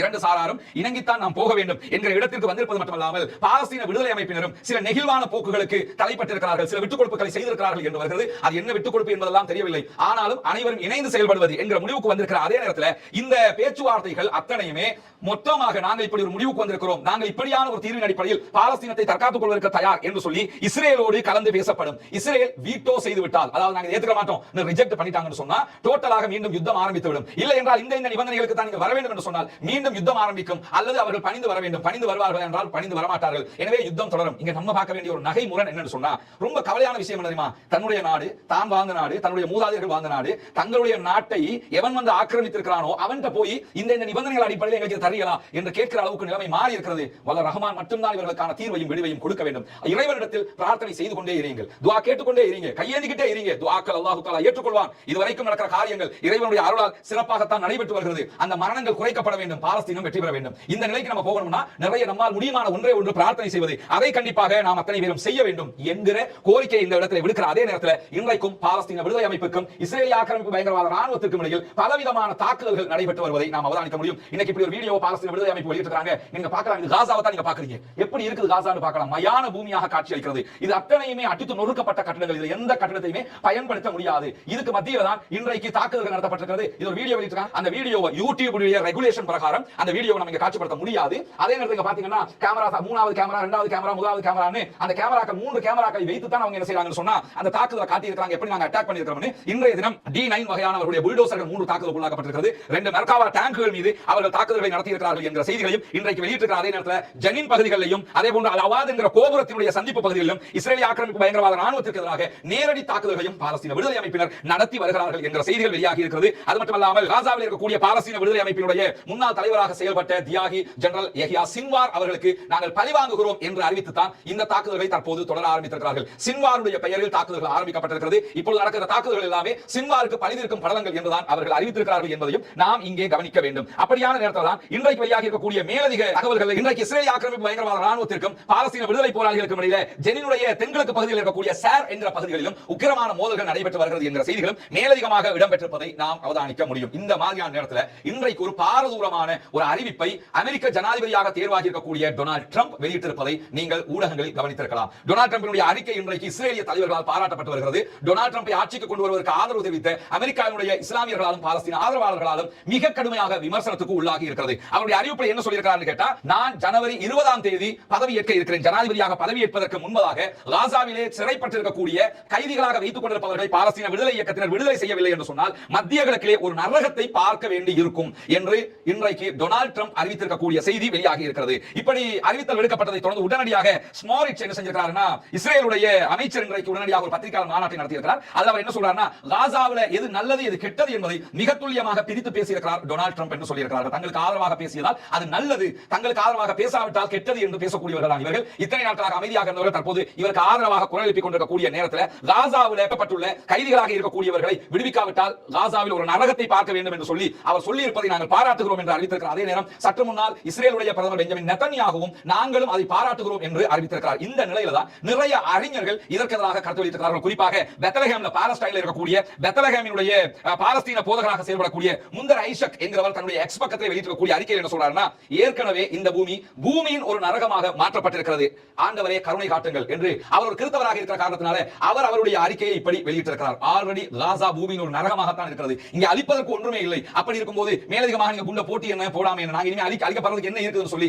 பெத்லஹேமினுடைய சர்ச்சினுடைய ஃபாதரியாராக தலைவராக செயல்படக்கூடியவர் இன்றைக்கு இந்த கருத்தை வெளியிட்டிருக்கிறார். அதே நேரம் மனித உரிமைகள் கண்காணிப்பகத்தினுடைய முன்னாள் தலைவரான கெனத் ரோத் தன்னுடைய எக்ஸ் பக்கத்தில் வெளியிட்டிருக்கக்கூடிய அறிக்கையில டொனால்ட் ட்ரம்ப் பத்தி சொல்லும்போது பணைய கைதிகளை விடுவிக்க வேண்டும் என்று சொல்லி சொன்னா உடனடியாக ஒரு சீஸ்ஃபயர் ஒப்பந்தத்துக்கு போய் விடுவிக்கிற வழியை பாருங்க. இப்படியான கருத்துக்களால் யாருக்கு என்ன பலன் என்பதை கேட்டிருக்கிறார். அதே போன்று லண்டன் கிங்ஸ் கல்லூரியினுடைய பாதுகாப்பு பிரிவினுடைய இணை பேராசிரியராக செயல்படக்கூடிய ஆண்ட்ரியாஸ் கிரிக், இவங்க சர்வதேச அளவில் சர்வதேச விவகாரங்கள் தொடர்பான மிக முக்கியமான ஆய்வாளர்களாக செயல்படக்கூடியவர்கள். அவர் என்ன சொல்லியிருக்கிறார் கேட்டா, இஸ்ரேல் ஏற்கனவே காசாவுல நரகத்தை உருவாக்கி விட்டது, பணைய கைதிகள் விடுவிக்கப்படவில்லை. அதே நேரத்தில் ட்ரம்ப் யாராவது சந்திச்சீங்கன்னு சொல்லி சொன்னா இந்த செய்தி அவர்கிட்ட போய் சொல்லுங்க, ஆல்ரெடி நரகத்தை நீங்க உண்டாக்கிட்டீங்க, காசாவுக்குள்ள நரகத்தை உருவாக்கியும் பணைய கைதிகளை உங்களால கொண்டு வர முடியல. எனவே பாலஸ்தீன விடுதலை அமைப்பிட்ட இந்த மாதிரி விளையாட்டு எல்லாம் சரிப்பட்டு வராது, பேசாம போய் சமாதான உடன்படிக்கை ஒன்று செஞ்சு அவங்களை கொண்டு வர வழியை பாருங்க, இல்லன்னா புனங்கலவாக தான் அவங்க வர வாய்ப்பு இருக்கிறது என்று இன்றைக்கு கடுமையான காட்டமான ஒரு செய்தியை சொல்லியிருக்கிறார். அதே நேரம் தி வாஷிங்டன் போஸ்டினுடைய கட்டுரையாளராக செயல்படக்கூடிய இஷான் தரூர் இன்றைக்கு வெளியிட்டிருக்கக்கூடிய அறிக்கையில் என்ன சொல்றாரு கேட்டா, இனிமேலும் காசாவில் என்ன நரகத்தை ட்ரம்ப் உருவாக்கி விட போகிறார், இது உருவாக்குறதுக்கு ஒண்ணுமே இல்ல ராஜா, எல்லாத்தையுமே அழிச்சு முடிச்சிட்டீங்க. எனவே இந்த மாதிரியான கருத்துக்களால் எந்த மாற்றமும் வராது என்பதை அவர்களும் சொல்லியிருக்கிறார்கள். அதே நேரத்தில் அமெரிக்காவில் ட்ரம்ப் ஆட்சிக்கு கொண்டு வருவதற்காக செயல்பட்ட இஸ்லாமிக் லாபியாக இருக்கலாம், அங்கே இருக்கக்கூடிய முஸ்லிம் தலைவர்களாக இருக்கலாம், அவர் அத்தனை பேருமே அவநம்பிக்கையை வெளியிட்டிருக்கிறார்கள். ட்ரம்பினுடைய இந்த நடவடிக்கையை கண்டித்திருக்கிறார்கள். நீங்கள் இப்படியான அறிவிப்பை வெளியிட கூடாது என்று சொல்லியிருக்கிறார்கள். இன்றைக்கும் கனடாவினுடைய பாராளுமன்றம் முற்றுகையிடப்பட்டிருக்கிறது. பல நாடுகளிலும் காசாவுக்கு ஆதரவான ஆர்ப்பாட்டங்கள் மீண்டும் தலைப்பட ஆரம்பித்திருக்கின்றன. எது எப்படி போனாலும் இனிமேல் காசாவில் அழிப்பதற்கு ஒன்றும் இல்லை. இவ்வளவு அழிவுகள் நடந்தும் நாங்கள் பணைய கைதிகளை விட்டு தர மாட்டோம், நாங்கள் சொல்வதை நீங்கள் கேட்டால் மட்டும்தான் பணைய கைதிகளை தருவோம் என்று பாலஸ்தீன விடுதலை அமைப்பினர் நிற்கும் போதே டொனால்ட் ட்ரம்புக்கு புரிய வேண்டும், அங்கே ஒன்றும் கிழிக்க முடியாது என்பதை பொறுத்திருந்து பார்ப்போம் என்ன நடக்கிறது என்பதை. பாலஸ்தீன விடுதலை போராளிகளுடைய உறுதி தொடரத்தான் போகிறது என்ற நம்பிக்கை இருக்கிறது. எது எப்படி போனாலும் பாலஸ்தீனத்துக்கு விடிவு கிடைக்க வேண்டும் என்பதுதான் நம்முடைய எதிர்பார்ப்பு, அத்தனை பேருடைய பிரார்த்தனையும் கூட. இந்த மாதிரியான நேரத்தில் தான் இன்றைக்கு ஹெஸ்புல்லாக்களோடு யுத்தம் முடிவுக்கு வரவில்லை என்று சொல்லியிருக்கிறார் நெதன்யாகு. அதுக்கான காரணம் இருக்குது என்னன்னா, இப்ப யுத்தம் பண்ண முடியல, எங்காக்கலாம் சோர்வாயிட்டாங்க, ஆள் இல்லைன்னு விட்ரோ பண்ணாங்க, முடிவுக்கு வரல என்கிறாரு. ஹெஸ்புல்லாக்களும் கண்டிப்பாக இது முடிவுக்கு வரவில்லை, இது தொடரத்தான் வாய்ப்பு இருக்கிறது என்று சொல்லியிருக்கிறார்கள். காசாவினுடைய பிரச்சனை முடிவுக்கு வரவில்லை என்றால் கண்டிப்பாக ஹெஸ்புல்லாக்களுக்கும் இஸ்ரேலுக்கும் இடையில் மீண்டும் யுத்தம் தலையெடுக்கும் என்பதிலும் எந்த மாற்று கருத்தும் இல்லை. 425வது நாளாகவும் காசாவிலும் காசாவையொட்டிய பாலஸ்தீன பெருநிலப்பரப்பிலும் என்னவெல்லாம் நடக்கிறது என்ற செய்திகளை தான் இன்றைக்கும் நாம் பார்க்க இருக்கிறோம். வடக்கு காசா, நார்த் காசா பகுதிகளில் கிட்டத்தட்ட 60,000 பேர் மொத்தமாக பட்டினிச்சாவை நெருங்கிக் கொண்டிருக்கிறார்கள் என்கிற ஆபத்தான அபாயகரமான செய்தி ஒன்றும் இன்றைய நாளில் வெளியாகி இருக்கிறது. காரணம் என்னன்னா, அந்த பகுதிகளுக்கு எந்த விதமான உணவு போக்குவரத்துகளும் கிடையாது, எந்த விதமான தண்ணீரோ மருந்துகளோ அங்கு கொண்டு போவதற்கான எந்த வழிவகைகளையும் இஸ்ரேலிய ஆக்கிரமிப்பு பயங்கரவாத அரசாங்கம் அனுமதிக்காமல் இருக்கிறது. எனவே வடக்கு காசா முற்றுகையிடப்பட்டிருக்கிறது. வடக்கு காசா போல் முற்றுகையிடப்பட்ட உலகத்தின் எந்த பகுதியும் இந்த நிலையில் இல்லை என்கிற அளவுக்கு முற்றுகையின் கீழ் சாப்பிட வழி இல்லாமல் கிடைப்பதை சாப்பிட்டுக் கொண்டு அந்த மக்கள் தங்களுடைய உயிரை காப்பாற்ற போராடி கொண்டிருக்கக்கூடிய நேரத்தில் இந்த செய்தி வெளியாகி இருக்கிறது. ஆபத்தான செய்தியும் கூட. குறிப்பாக இந்த செய்தியை பொறுத்தவரையில் 60,000 பேர் தங்களுடைய வாழ்க்கையை காப்பாற்றிக் கொள்ள போராடி போராடி கொண்டிருக்கிறார்கள். எந்த விதமான உணவுகளும் இல்லை. இதிலே குழந்தைகள் அதிகமாக இருக்கிறார்கள் என்ற செய்திகளும் பதிவு செய்யப்பட்டிருக்கிறது. இது இன்றைக்கு காசாவினுடைய நிலை தொடர்பாக வெளியாகி இருக்கக்கூடிய முக்கியமான செய்திகளாக இருக்கக்கூடிய நேரத்தில் தான் இன்றைய தினம் வெளியாகி இருக்கக்கூடிய இன்னொரு முக்கியமான செய்தி என்னவென்றால், நமக்கெல்லாம் தெரியும் அல் ஜசீரா தான் இந்த செய்திகளை சர்வதேச உலகத்திற்கும் ஆங்கிலம் அதே போன்று அரபு மொழிகளில் உச்சமாக கொண்டு போய் சேர்க்கிறது.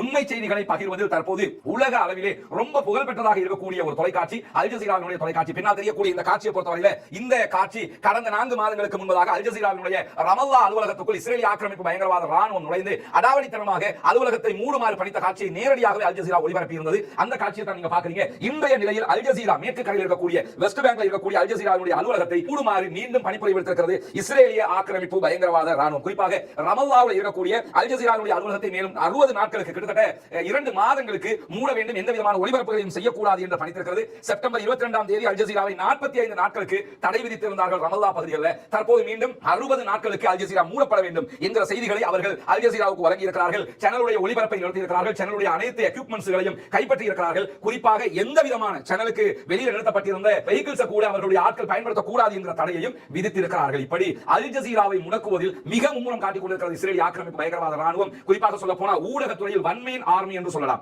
ஒரு தனி ஊடகமாக இருந்து கொண்டு சர்வதேசத்தை ஆட்டி படைத்துக் கொண்டிருக்கிறது அல் ஜசீரா. மலேசியாவினுடைய முன்னாள் பிரதமர் மகாதீர் முகமது அவர்கள் சொன்ன ஒரு செய்திதான் சர்வதேச புகழ் வாய்ந்த ஒரு செய்தியாக இருக்கிறது. 21ஆம் நூற்றாண்டை ஆளப்போவது ஆயுதங்கள் அல்ல, ஊடகங்கள் தான் என்றார் மகாதீர் முகமது. இன்றைக்கு நாம் பார்க்க முடியும், ஊடகங்கள் தான் உலகத்தை ஆண்டு கொண்டிருக்கின்றன. எவ்வளவு ஆயுதங்கள் இருந்தாலும் ஊடகங்கள் சொல்லும் செய்திகளில் இருந்துதான் அத்தனை மாற்றங்களும் உண்டாகிறது என்பதற்கு அல் ஜசீராவே போதிய சான்றாக இருக்கிறது. இஸ்ரேல் என்கிற உலகமாக அயோக்கியத்தனத்தை செய்யக்கூடிய அனைத்து ஆயுதங்களையும் கொண்ட ஒரு நாடு, அதற்கு துணையாக அமெரிக்கா, பிரித்தானியா, பிரான்ஸ், ஜெர்மன் என்று உலக வல்லரசுகள் அத்தனையும் அதற்கு துணையாக இருக்கிறது. என் அரபு நாடுகள் கூட அவர்கள் பின்னால் நிற்கக்கூடிய நேரத்தில் எந்த விதமான உதவியும் இல்லாத காசா பாலஸ்தீன அப்பாவிகளுக்காக கத்தாரினால் உருவாக்கப்பட்ட சுயாதீன ஊடகமாக இருக்கக்கூடிய அல் ஜசீரா உண்மை செய்திகளை உடனுக்குடன் கொண்டு வந்து தருவதுதான் இங்க இருக்கக்கூடிய ஹைலைட்டடான விஷயமாக இருக்கிறது. குறிப்பாக நாம் உங்களுக்கு கொண்டு வந்து தருகிற தகவல்கள் கூட அல் ஜசீராவுடைய அரபு பக்கத்தினுடைய முக்கியமான செய்திகளாகத்தான் இருக்கிறது. ஏன்னா அவங்க தான் அங்க களத்தணிக்கிறாங்க. அல் ஜசீரா இஸ்ரேலுக்குள் தடை செய்யப்பட்டிருந்தது. அதே நேரத்தில் வெஸ்ட் பேங்க் பகுதிகளிலும் தடை செய்யப்பட்டிருக்கிறது. மீண்டும் அதற்கான ஆர்டர் எடுத்திருக்கிறாங்க. காரணம் என்ன? காசாவில் எத்தனை பேரை கொன்று குவித்தாலும் அந்த செய்திகள் வெளியே வரக்கூடாது. அதை தடுப்பதற்கு என்ன வழி என்பதை இஸ்ரேல் தேடுகிறது. அந்த வகையில தான் இந்த தடைகளும் கொண்டு வரப்பட்டிருக்கிறது என்பதை நாம் இந்த இடத்திலே புரிந்து கொள்ள வேண்டும். இந்த மாதிரியான நேரத்தில் உலகமே எதிர்பார்த்துக் கொண்டிருந்த, குறிப்பாக இஸ்ரேலுக்குள்ள ஒரு பரபரப்பாக பேசப்பட்டுக் கொண்டிருந்த ஒரு வழக்கு தொடர்பான ஃபைல்கள் மேலே எழுந்திருக்கின்றன. குறிப்பாக தற்போதைய இஸ்ரேலுடைய பிரதம மந்திரி பெஞ்சமின் நெதன்யாகு மீது ஊழல் குற்றச்சாட்டுகள் மலிந்து காணப்படுகிறது. அவர் மேல பல ஊழல் குற்றச்சாட்டுகள் வைக்கப்பட்டிருந்த நேரத்தில் ஊழல் குற்றச்சாட்டுகளில் கைதாகுவார் என்று அத்தனை பேரும் எதிர்பார்த்துக் கொண்டிருந்த நேரத்தில் தான் இந்த காசா மீதான யுத்தம் ஆரம்பிக்கப்பட்டது. யுத்தத்தை காரணம் காட்டி வழக்கிலே ஆஜராகுவதை தவிர்த்து கொண்டே இருந்தார் பெஞ்சமின் நெதன்யாகு. இன்றைக்கு ஒரு ஆண்டுகளை தாண்டி பல நாட்கள் ஓடி போய்விட்டன. இதையே அவர் காரணமாக நீதிமன்றத்துக்கு சொல்லிக் கொண்டிருந்த நேரத்தில் தான் ஊழல் வழக்கில் நீங்கள் ஆஜராகிய தீர வேண்டும் என்று தேதியை நிர்ணயித்திருக்கிறது இஸ்ரேலுடைய நீதிமன்றம். குறிப்பாக இந்த மாதம் 10ஆம் தேதி இஸ்ரேலிய பிரதமர் பெஞ்சமின் நெதன்யாகு ஊழல் வழக்கில் நீதிமன்றத்தில் ஆஜராக வேண்டும் என்று பணிக்கப்பட்டிருக்கிறார். பணிக்கப்பட்டிருந்தது மட்டுமல்லாமல் அவருடைய சொல்லப்பட்ட காரணங்கள் என்னெல்லாம் சொல்லியிருந்தார்னா, நான் நீதிமன்றத்துக்கு வந்தேன்னா என்னை இலக்கு வைத்து தாக்குதல் நடத்தக்கூடும், எனக்கு அது பாதுகாப்பு இல்லை என்று சொல்லியிருந்தார். அதற்காகவே ஸ்பெஷலாக டெல் அவீவ்ல அண்டர் கிரவுண்ட்ல ஒரு நீதிமன்றம் உருவாக்கப்பட்டிருக்கிறது. அண்டர் கிரவுண்ட்ல நீதிமன்றத்தை கூட வைக்கிற அளவுக்கு அவருடைய நிலை மாறி இருக்கிறது. ஏன்னா எந்த நேரமும் தன் மீது தாக்குதல் நடத்தப்படலாம் என்ற பயத்தில் வாழ்ந்து கொண்டிருக்கிறார் பெஞ்சமின் நெதன்யாகு. அந்த அடிப்படையில் அவருக்கு அண்டர் கிரவுண்ட்ல இந்த மாதிரியான ஏற்பாடுகளை செஞ்சு அங்க உங்க நாங்க விசாரிக்கிறோம்னு சொல்லி அழைச்சிருக்காங்க. அது மட்டுமல்லாமல் அவருடைய வழக்கறிஞர்கள் இந்த வழக்கை ஒத்திவைப்பதற்கு பல கோரிக்கைகளை முன்னிறுத்தி இருந்தார்கள். அத்தனை கோரிக்கைகளையுமே நீதிமன்றம் புறக்கணித்திருக்கிறது. புறக்கணித்தது மட்டுமல்லாமல் இந்த வழக்கில் ஆஜராகித்தான் ஆக வேண்டும், இதிலே முடிவு காண வேண்டும் என்று நீதிமன்றம் தற்போது முடிவெடுத்திருக்கிறது. குறிப்பாக சொல்ல போனால் இவர் மீது முன்வைக்கப்பட்டிருக்கக்கூடிய குற்றச்சாட்டுகள் நீதிமன்ற விசாரணைக்கு எடுக்கப்படுகிற நேரத்தில் இவர் குற்றவாளி என்று தீர்ப்பளிக்கப்படும் என்கிற அச்சம் தான் இவ்வளவு தூரம் இந்த காசா மீதான யுத்தத்தை அவர் இழுத்து போட்டது காரணமாக அமைந்திருக்கிறது. 2 காரணம். ஒண்ணு, தேர்தல் வைக்க வேண்டும், தேர்தல் நடத்தினால் தேர்தலிலே தோற்று போய்விடுவார், தேர்தலுக்கு முன்பதாக ஊழல் வழக்கு விசாரணைக்கு வந்தால் ஊழல் வழக்கிலே கைதாகுவார் என்கிற 2 காரணங்களால் தான் அவர் இவ்வளவு தூரம் இந்த காசாவினுடைய தாக்குதல்களை முன்னெடுத்து காலம் கடத்திக்கிட்டே இருக்கிறார். இனிமேலும் பொறுக்க முடியாது என்று இஸ்ரேலுடைய நீதிமன்றம் விசாரணைக்கு ஆஜராக சொல்லியிருக்கிறார்கள். பொறுத்திருந்து பார்ப்போம், நம்முடைய துஆக்கள் வீண் போகாது என்று நாம் நினைக்கிறோம். அவருடைய நீதிமன்றத்திலேயே அவர் குற்றவாளியாக நிறுத்தப்பட்டு தண்டிக்கப்படுவதற்கான வாய்ப்புகள் தான் நிறைய இருக்கின்றன என்று சர்வதேச ஆய்வாளர்களும் அறிஞர்களும் சொல்லக்கூடிய செய்திகளும் இன்றைக்கு வெளியாகி இருக்கிறது. இந்த மாதிரியான நேரத்தில் இன்றைக்கு வெளியாகி இருக்கக்கூடிய இன்னும் ஒரு முக்கியமான செய்தி என்னவென்று சொன்னால், இஸ்ரேலுடைய ராணுவத்தினர்களுக்கு உடனடியாக வெளிநாட்டில் இருக்கக்கூடிய ராணுவத்தினரை கிளம்பி நீங்க நாட்டுக்கு வந்துருங்க என்று சொல்லி இஸ்ரேல் அரசாங்கம் அறிவித்திருக்கிறது. அதே நேரத்தில் உள்நாட்டில் இருக்கக்கூடிய எந்த சோல்ஜர்ஸும் எந்த ராணுவத்தினரும் எந்த வெளிநாடுகளுக்கும் நாங்கள் மறு அறிவித்தல் தரும் வரைக்கும் பயணிக்க வேண்டாம் என்கிற ஒரு அறிவிப்பையும் விடுத்திருக்கிறார்கள். இதற்கான காரணம் என்ன சொன்னா, சர்வதேச குற்றவியல் நீதிமன்றம், சர்வதேச நீதிமன்றம் ஆகிய இரண்டிலும் நெதன்யாகுக்கும் அவருடைய முன்னாள் பாதுகாப்பு அமைச்சர் யோ கேலண்ட்டுக்கும் எதிராக விடுக்கப்பட்ட நீதிமன்ற கைது அரெஸ்ட் வாரண்டை தொடர்ந்து அவருடைய ராணுவத்தினர்ல பல பேரும் இந்த குற்றத்தில் ஈடுபட்டிருக்கிறார்கள் என்றும் மொத்த ராணுவமே இன அழிப்பு குற்றச்சாட்டில் ஈடுபட்டிருக்கிறது. எனவே அவர்களை எந்த நாட்டுகள் 124 நாடுகள் இருக்கிறது ரோம் ஒப்பந்தத்தில் கைச்சாத்திட்டவர்கள், இந்த ரோம் ஒப்பந்தத்தில் கைச்சாத்திட்ட 124 நாடுகளுக்கு பயணிக்கிற போது அவர்கள் கைது செய்யப்பட வேண்டும். எனவேதான் உடனடியாக தங்களுடைய ராணுவத்தை சேர்ந்த யாரையும் வெளிநாடுகளுக்கு பயணிக்க வேண்டாம் என்று அறிவித்திருக்கிற இஸ்ரேலிய அரசாங்கம் இன்றைக்கு சைப்ரஸ், ஸ்லோவேனியா, அதே போன்று நெதர்லாந்துல இருந்த இஸ்ரேலுடைய ராணுவத்தினரை ஹாலிடேக்கு போயிருப்பாங்க, மற்ற விவகாரங்களுக்காக போயிருப்பாங்க, எதுக்கு போனாலும் உடனடியாக ரிட்டர்ன் வந்துருங்க, யாரும் வெளிநாடுகளில் இருக்க வேண்டாம் என்று சொல்லி அறிவித்திருப்பது மாத்திரமல்லாமல் Facebook, Twitter, Instagram தன்னுடைய எந்த ஒரு சமூக வலைதளமாக இருந்தாலும் அந்த வலைதளங்களில் காசா வார் தொடர்பாக எந்த பதிவுகளையாவது இஸ்ரேலிய ஆக்கிரமிப்பு பயங்கரவாத ராணுவம் வெளியிட்டிருந்தால் அதை உடனடியாக ரிமூவ் பண்ணுங்க,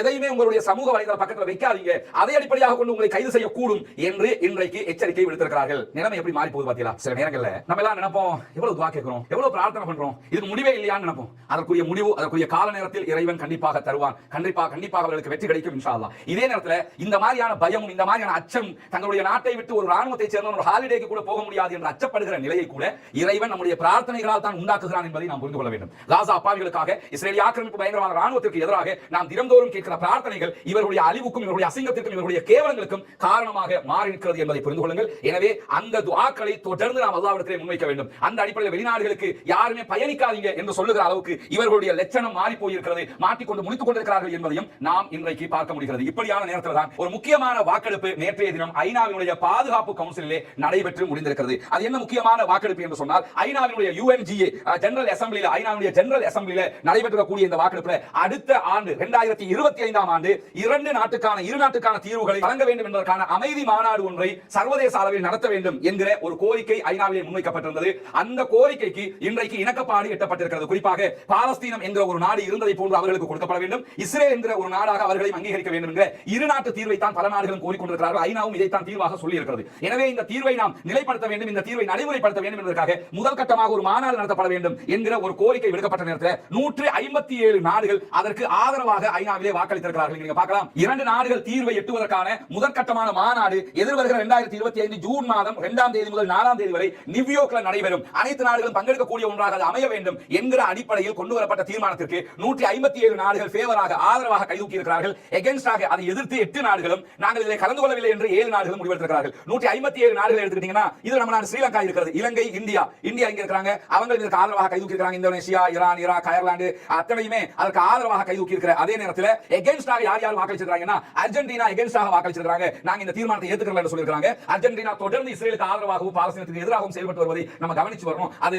தொடர்ந்து ஏன் திடீர் இப்படி மாற்றமாக இருக்கிறார்கள் என்பதையும் கவனிக்க வேண்டியிருக்கிறது. ஹங்கேரி எதிராக வாக்களித்திருக்கிறார்கள். இஸ்ரேல் அவன் வாக்களிப்பான், இஸ்ரேல் வாக்களித்திருக்கிறார்கள். அதே போன்று பலாவு என்கிற ஒரு நாடு வாக்களித்திருக்கிறது. அதே போன்று பப்புவா நியூகினி, இதெல்லாம் வந்து ஊர்கள் தெரியாது எங்க இருக்கக்கூடிய நாடுகள், எதிர்த்து வாக்களிக்கக்கூடிய நாடுகள். USA எதிராக, அமெரிக்கா இதற்கு எதிராக கைதூக்கி இருக்கிறார்கள் என்கிற காட்சிகளை நம்ம பார்க்க முடிகிறது. இப்படி அமெரிக்கா, இஸ்ரேல் உள்ளிட்ட 8 நாடுகள் எதிர்த்திருக்கிறார்கள், 7 நாடுகள் இதில் கலந்து கொள்ளவில்லை. 157 நாடுகள் இதற்கு ஆதரவாக வாக்களித்திருக்கிறார்கள். நம்முடைய இலங்கை நாடும் ஏகேடியினுடைய அரசாங்கம் சார்பாகவும் நாங்கள் இதை ஆதரிக்கிறோம் என்று கைதூக்கி இருக்கிறார்கள். இந்தியாவினுடைய அரசும் இதற்கு ஆதரவாகத்தான் கைதூக்கி இருக்கிறது என்கிற செய்திகள் இன்றைக்கு வெளியாக இருக்கிறது. இது எப்படி போனாலும் என்ன மாநாட்டு நடத்தியாவது இதற்கு ஒரு தீர்வு வர வேண்டும் என்பதுதான் அனைவருடைய ஆசை, அவா பிரார்த்தனையாக இருக்கிறது. பொறுத்திருந்து பார்ப்போம், முயற்சிகள் கைகூட வேண்டும் என்கிற பிரார்த்தனைகளோடு எப்பொழுதும் அல்லாஹ்விடத்திலே கையேந்த மறந்து விடாதீர்கள். இந்த நிலையில தான் பாலஸ்தீன விடுதலை இயக்கத்திற்கும் பாலஸ்தீனத்தினுடைய பாலஸ்டைன் அத்தாரிட்டி ஏற்கனவே இருந்த யாசர் அரபாத்தினுடைய தலைமையில் இருந்து செயல்பட்டு வருகிற இப்பொழுது மஹ்மூத் அப்பாஸுடைய தலைமையில் இருக்கக்கூடிய ஃபத்தாஹுக்கும் இடையிலே ஒரு உடன்பாடு எட்டப்பட்டிருக்கிறது. நேற்றைய தினம் நம்ம சொன்ன உடன்பாட்டுக்கு ரொம்ப நெருங்கி வர்றாங்க. இன்றைக்கு ஒரு உடன்பாடு எட்டப்பட்டிருக்கிறது. அதாவது யுத்த நிறுத்தத்திற்கு வந்துவிட்டால் யுத்த நிறுத்தத்திற்கு பிறகு 2 தரப்பால் நியமிக்கப்படுகிறவர்கள் ஆக்கிரமிக்கப்படக்கூடிய மேற்குக்கரை,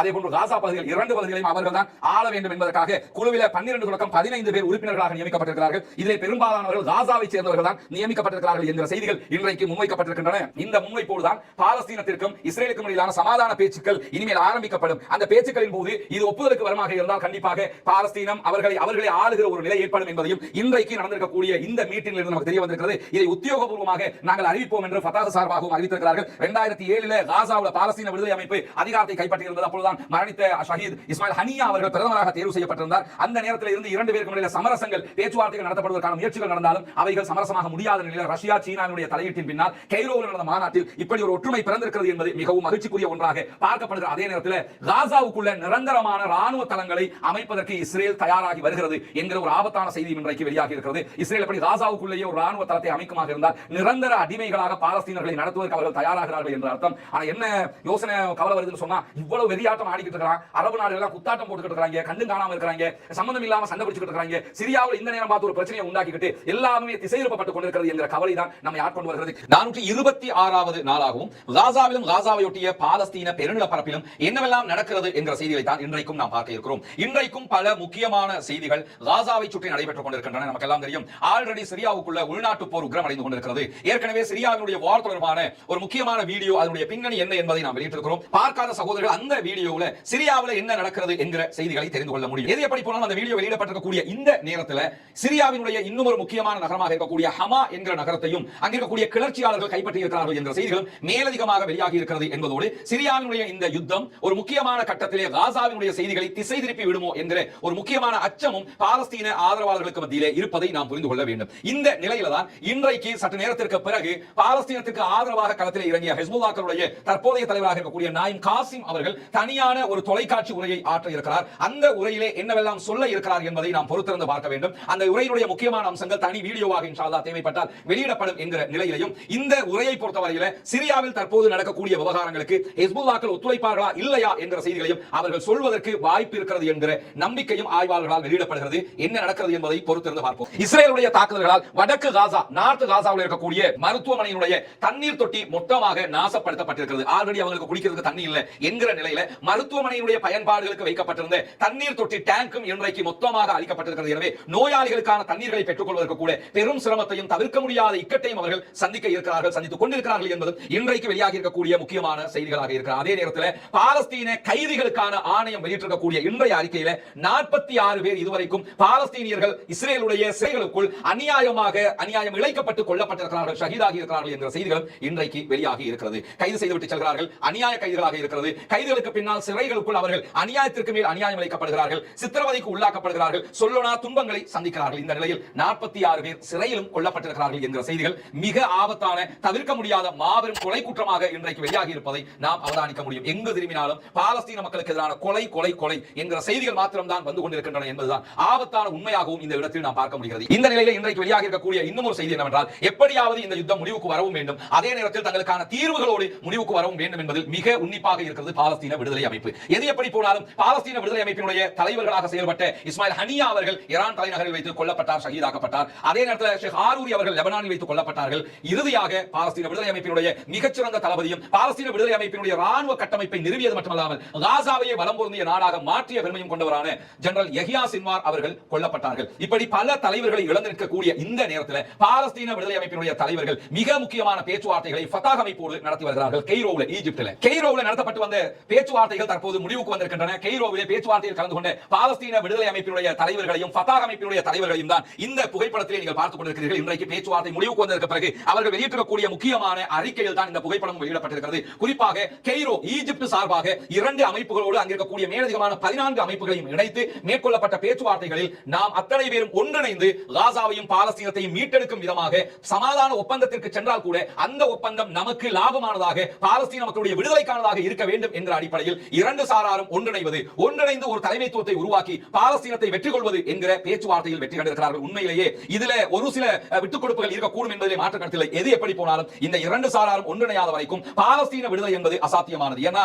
யாசர் அரபாத் இருக்கிற வரைக்கும் ஒற்றை தலைமையாக இருந்தது. யாசர் அரபாத்துடைய மரணத்துக்கு பிறகு நடத்தப்பட்ட தேர்தலில் காசாவிலே வெற்றி வாகை சூடி பெரும்பான்மையான அனைத்து பகுதிகளையும் வெற்றியிட்டு ஆட்சியில் அமர்ந்தது பாலஸ்தீன விடுதலை அமைப்பு. அதே நேரத்தில் வெஸ்ட் பேங்க்ல மேற்கு கரை பகுதிகளில் ஜெருசலம் உள்ளிட்ட ரமல்லா உள்ளிட்ட பகுதிகளில் நடத்தப்பட்ட தேர்தலையும் அங்கும் பாலஸ்தீன விடுதலை அமைப்பு வெற்றி பெற்றாலும் ஃபத்தாஹினுடைய ஆட்சியை இழக்க முடியாது, அவர்கள் தான் ஆட்சியில் இருக்க வேண்டும், இல்லாவிட்டால் நாங்கள் இதை ஒத்துக்கொள்ள மாட்டோம் என்று இஸ்ரேலும் அமெரிக்காவும் கொண்ட வக்கிரத்தனமான முடிவு காரணமாக அங்கே ஃபத்தாஹ் ஆட்சியிலே இருக்கிறது. சர்வதேசத்திற்கான பாலஸ்தீனத்தினுடைய தலைவராக PA, அதாவது பாலஸ்தீன அத்தாரிட்டியினுடைய தலைவராக மஹமூத் அப்பாஸ் இருக்கிறார். 89 வயதுகள் ஆகிறது. அவருடைய வயது முதிர்வு காரணமாக வேறு ஒருவர் தற்போது அவருக்கு ஈக்குவலானவர் என்று நிறுத்தப்பட்டிருக்கக்கூடிய நேரத்தில் தான் 2 சாராரும் பேச்சுவார்த்தை நடத்தி நாம் இருவரும் ஒற்றுமையாக பயணிக்காத வரைக்கும் இதற்கு தீர்வு காண முடியாது, எனவே ஒற்றுமையாக பயணிப்போம் என்கிற ஒரு முடிவுக்கு வந்திருக்கிறார்கள். எனவே இதுவும் இந்த இடத்திலே தற்போதைய நிலையில் வரவேற்புக்குரிய நல்லதொரு முடிவுதான், உண்மையில் பாராட்டுக்குரிய ஒரு முடிவு. ஒன்றிணையாத பட்சத்தில் அங்கே வெற்றி வாகை சூட முடியாது, நம்முடைய உரிமைகளை வென்றெடுக்க முடியாது, பிரிந்து நின்று தனித்து நின்று நம்முடைய உரிமைகளை வென்றெடுக்க முடியாது என்பதை புரிந்து கொண்டு இந்த ஒற்றுமை பயணத்தில் இணைந்திருக்கிறார்கள். வல்ல ரஹ்மான் அவர்களுடைய இந்த பயணத்தை வெற்றியாக மாற்றிக் கொடுக்க வேண்டும் என்ற பிரார்த்தனைகளோடு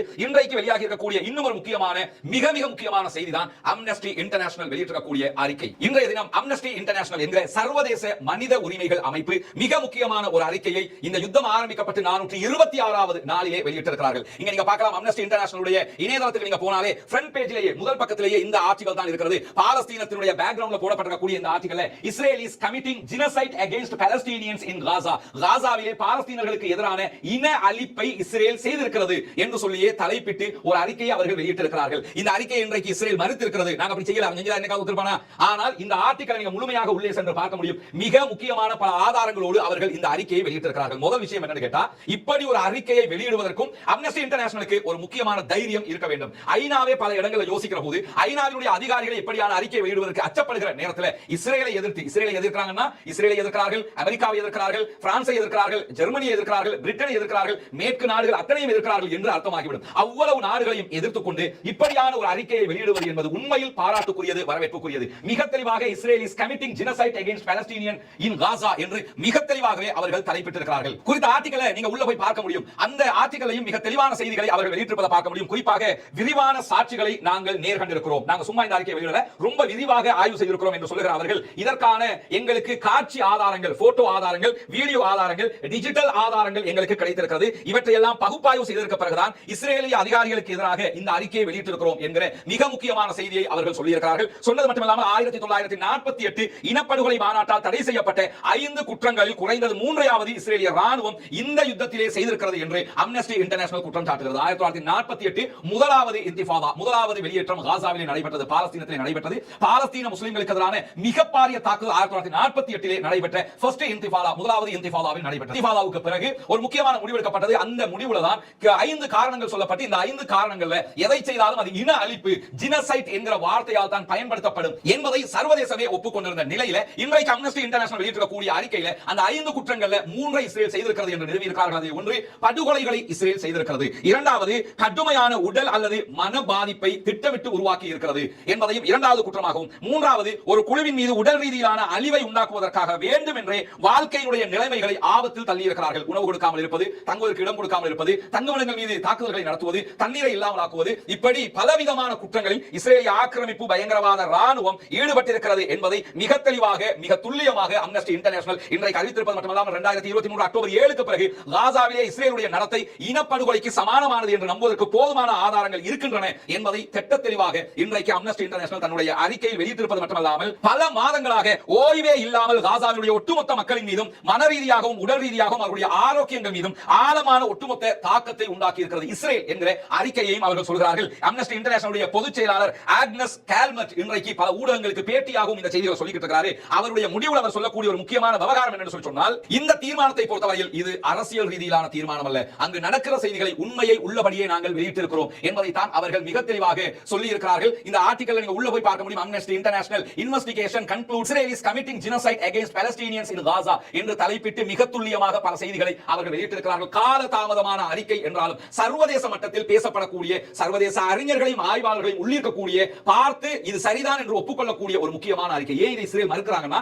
உடனடியாக இதுக்கு எதிராக அறிக்கை வெளியிடுறாங்கன்னா இது ஒரு சின்ன விஷயமாக இருந்தா கண்டுக்காம போயிடுவாங்க. அம்னஸ்டி இன்டர்நேஷனல் இஸ்ரேல் தான் குற்றவாளி என்று அடித்து சொல்லி இருக்கிறது. இதுவும் நம்முடைய பிரார்த்தனையினுடைய பதிலடிதான் என்பதையும் புரிந்து கொள்ளுங்கள். சர்வதேச நாடுகளில் இருக்கக்கூடிய மனித உரிமை அமைப்புகளின் தலையாய அமைப்பாக இருக்கக்கூடிய அம்னஸ்டி இன்டர்நேஷனல் இவர்கள் செய்தது பிழைதான் என்பதை பகிரங்கமாக ஒப்புக்கொண்டு அறிவித்திருக்கக்கூடிய செய்திகள் இன்றைக்கு வெளியாகி இருக்கிறது. நிலைமை இப்படி இருக்கிற நேரத்தில் இன்னொரு முக்கியமான சம்பவம் நடைபெற்றிருக்கிறது. அந்த செய்திகள் இன்றைக்கு வெளியாகி இருக்கிறது. அதாவது ட்ரம்பினுடைய ஜனாதிபதியாக ஜனவரி 20ஆம் தேதி அமெரிக்காவிலே பொறுப்பேற்க இருக்கிற, ஜனாதிபதி தேர்தலில் வெற்றி பெற்ற, முன்னாள் ஜனாதிபதியாக இருந்து வெற்றி பெற்ற டொனால்ட் ட்ரம்பினுடைய மிடில் ஈஸ்டுக்கான, மத்திய கிழக்குக்கான தூதுவராக நியமிக்கப்பட்டிருக்கக்கூடிய ஸ்டீவ் விட்கோஃப் என்கிறவர், இவர்தான் ஸ்டீவ் விட்கோஃப். இவர் திடீரென கடந்த நவம்பர் மாத இறுதியாகும் போது மிக முக்கியமாக கத்தாருடைய பிரதமரையும் அதே நேரத்தில் இஸ்ரேலுடைய பிரதமரையும் சென்று சந்தித்திருக்கிறார் என்கிற செய்திகள் வெளியாகி இருக்கிறது. இங்கிலாந்தினுடைய ஸ்கை நியூஸுக்கு கத்தாருடைய பிரதமர் வழங்கி இருக்கக்கூடிய செய்தியில என்ன சொல்லியிருக்கிறார்னா, டொனால்ட் ட்ரம்பினுடைய மத்திய கிழக்குக்கான தூதுவர் என்னையும் இஸ்ரேலுடைய பிரதமரையும் வந்து சந்தித்திருந்தார். இந்த சந்திப்பில் பேசப்பட்ட மிக முக்கியமான விவகாரம் என்னன்னா, ட்ரம்ப் ஜனாதிபதியாக பொறுப்பேற்பதற்கு முன்பதாகவே காசாவில் ஒரு சமாதான உடன்படிக்கை நிகழ வேண்டும்,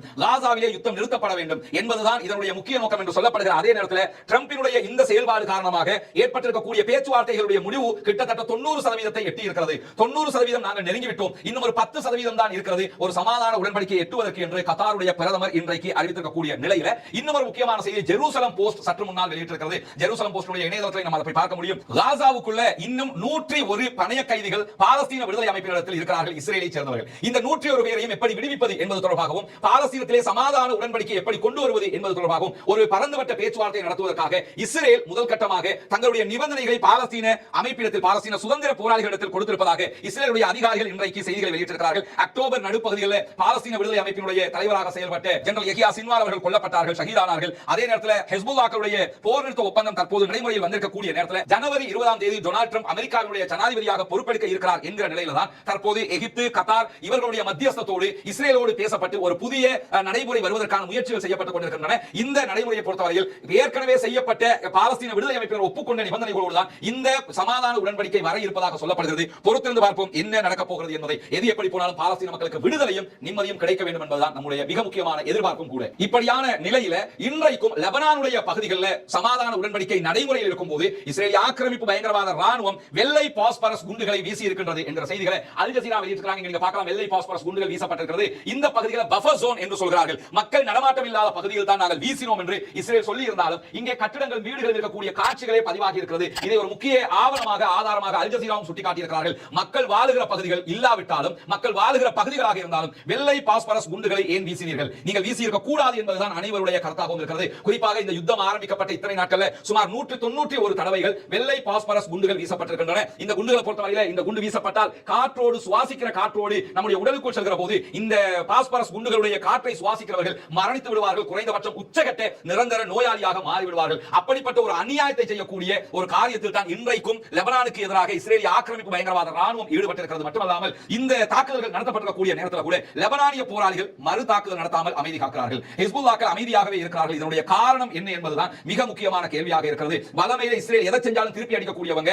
ஏற்கனவே சிரியாவில் பிரச்சனை நடப்பதால் அதையொட்டி அவர்கள் அமைதியாக இருக்கிறார்களா அல்லது என்ன காரணத்தினால் அமைதியாக இருக்கிறார்கள் என்பது சில வேளை இன்றைக்கு ஹிஸ்புல்லாக்களுடைய தலைவர் நாயம் காசிம் அவருடைய உரையிலிருந்து நாம் தெரிந்து கொள்ள முடியும். பொறுத்திருந்து பார்ப்போம் அவர் என்ன சொல்கிறார் என்பதை. அதே நேரத்தில் இன்னொரு முக்கியமான செய்தியும் இன்றைக்கு வெளியாகி இருக்கிறது. அது என்ன செய்தி என்று சொன்னால், ஹீப்ரூ சேனல் 20 வெளியிட்டிருக்கக்கூடிய அறிக்கையில் நமக்கு தெரியும், நேற்றைய தினம் நம்ம சொல்லியிருந்தோம், இஸ்ரேலிய பிரதமர் பெஞ்சமின் நெதன்யாஹுக்கு எதிரான ஊழல் குற்றச்சாட்டு வழக்குகள் விசாரணைக்கு வர இருக்கிறது என்ற நிலையில அவர் என்ன இன்றைக்கு நீதிமன்றத்தில் ஒரு கோரிக்கை விடுத்திருக்கிறார். அவருடைய சட்டத்தரணிகள் மூலமாக இந்த விசாரணையுடைய டேட்டுகளை கொஞ்சம் நீட்டி தர முடியாதா? பொதுவாக என்ன செய்வாங்கன்னா, வழக்குல காலத்தை ஓட்டுறதுக்காக இந்த மாதிரி வேலைகளை சர்வதேச நீதிமன்றத்திலே பண்ணினாங்க. ஒரு வாய்தா வரும், இந்த ஜனவரி மாதம் 2ஆம் தேதி வாய்தா போட்டுட்டு அடுத்த வாய்தா எப்ப போடுவாங்கன்னா டிசம்பர் மாதம் 3ஆம் தேதி போடுவாங்க. அது வரைக்கும் வழக்கில் ஃப்ரீயா இருக்கலாம், அப்ப பாத்துக்கலாம் இருக்கலாம். இந்த மாதிரி இவர் என்ன கேட்கிறாருன்னு கேட்டா, டேட்டை கொஞ்சம் நீட்டி தர முடியாதா என்று பிரதமர் கேட்டிருக்கிறார். அதற்கு நீதிமன்றம் செருப்பு கழட்டி மட்டும் தான் அடிக்கல, அதுக்கு ஏத்த ஈக்குவலான ஒரு பதில் என்ன சொல்றாங்கன்னு கேட்டா, இஸ்ரேலுடைய நீதிமன்றம் வாரத்திற்கு 3 முறை காலை 10 மணி முதல் மாலை 4 மணி வரை இஸ்ரேலிய பிரதமர் பெஞ்சமின் நெதன்யாஹுவிடம் ஊழல் குற்றச்சாட்டு தொடர்பான விசாரணைகள் நேரடியாக நடத்தப்படும். நீங்க கவனிங்க, விசாரணைன்னா வலமையில கோர்ட் பத்தி தெரிஞ்சவங்களுக்கு தெரியும் எப்படி நடக்கும் என்பது.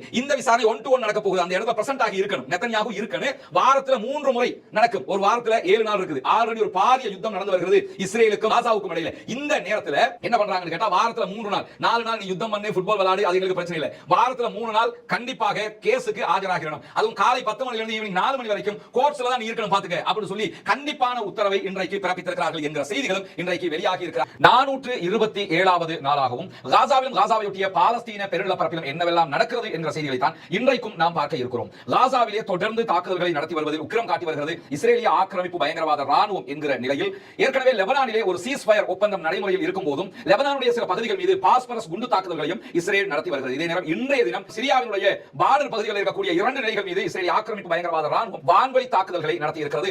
ஏற்கனவே சிரியாவுக்குள் உள்நாட்டு போர் உக்கிரமாக இருக்கக்கூடிய நேரத்தில் தான் இஸ்ரேலும் தற்போது தாக்குதல்களை நடத்தி கொண்டிருக்கிறது. இந்த நிலையில காசாவிலே என்ன நடக்கிறது, காசாவினுடைய அடுத்த கட்டம் என்ன என்கிற கேள்விகள் எல்லாம் மிக முக்கியமான கேள்வியாக சர்வதேச பொதுத்தளத்திலே உருவாகி வருகிறது. இந்த நிலையில தான் இன்றைக்கும் கமால் துவான் மருத்துவமனையின் மீது இஸ்ரேலிய ஆக்கிரமிப்பு பயங்கரவாத ராணுவம் கடும் தாக்குதல்களை நடத்தி இருக்கிறார்கள். கிட்டத்தட்ட 30 பேர் இந்த நிமிடம் வரைக்கும் கொல்லப்பட்டிருக்கிறார்கள், ஷஹீதாகி இருக்கிறார்கள் என்ற செய்திகள் வெளியாகி இருக்கிறது. அதே நேரத்தில் நுசைராத் அகதிகள் முகாம் மீது நடத்தப்பட்ட தாக்குதல்களில் இந்த நிமிடம் வரைக்கும் இதுவரைக்கும் 24 அப்பாவிகள் கொல்லப்பட்டிருக்கிறார்கள், ஷஹீதாகி இருக்கிறார்கள். மொத்தத்தில் 54 அப்பாவிகள் இன்றைக்கும் காசா பெருபூமியிலே கொல்லப்பட்டிருக்கிறார்கள் என்ற செய்திகள் வெளியாகி இருக்கிற அதே நேரத்தில் உலகத்திலேயே அதிகமான ஊனமுற்ற குழந்தைகளை கொண்ட ஒரே தேசமாக காசா தான் இருக்கிறது என்கிற அறிவிப்பை இன்றைக்கு ஐநா சபையும் வெளியிட்டிருப்பதை நாம் அவதானிக்க முடியும். ஐநா சபையிலே 2 முக்கியமான தீர்மானங்களை கொண்டு வருவதற்கான முயற்சிகளை செய்திருக்கிறது பாலஸ்தீன அதிகார சபை. எதிர்வருகிற 11ஆம் தேதி ஐநாவிலே இந்த 2 தீர்மானங்களும் வாக்கெடுப்புக்கு வர இருக்கின்றன. வழமையாக பலஸ்தீன் சம்பந்தமாக பல நாடுகளும் தீர்மானங்களை கொண்டு வருகிற அதே நேரத்தில் பலஸ்தீன அதிகார சபை இந்த 2 முக்கியமான தீர்மானங்களை கொண்டு வருகிறார்கள். அதிலே முதலாவது தீர்மானமாக என்ன கொண்டு வர்றாங்கன்னா, உடனடியாக எந்த நிபந்தனையுமற்ற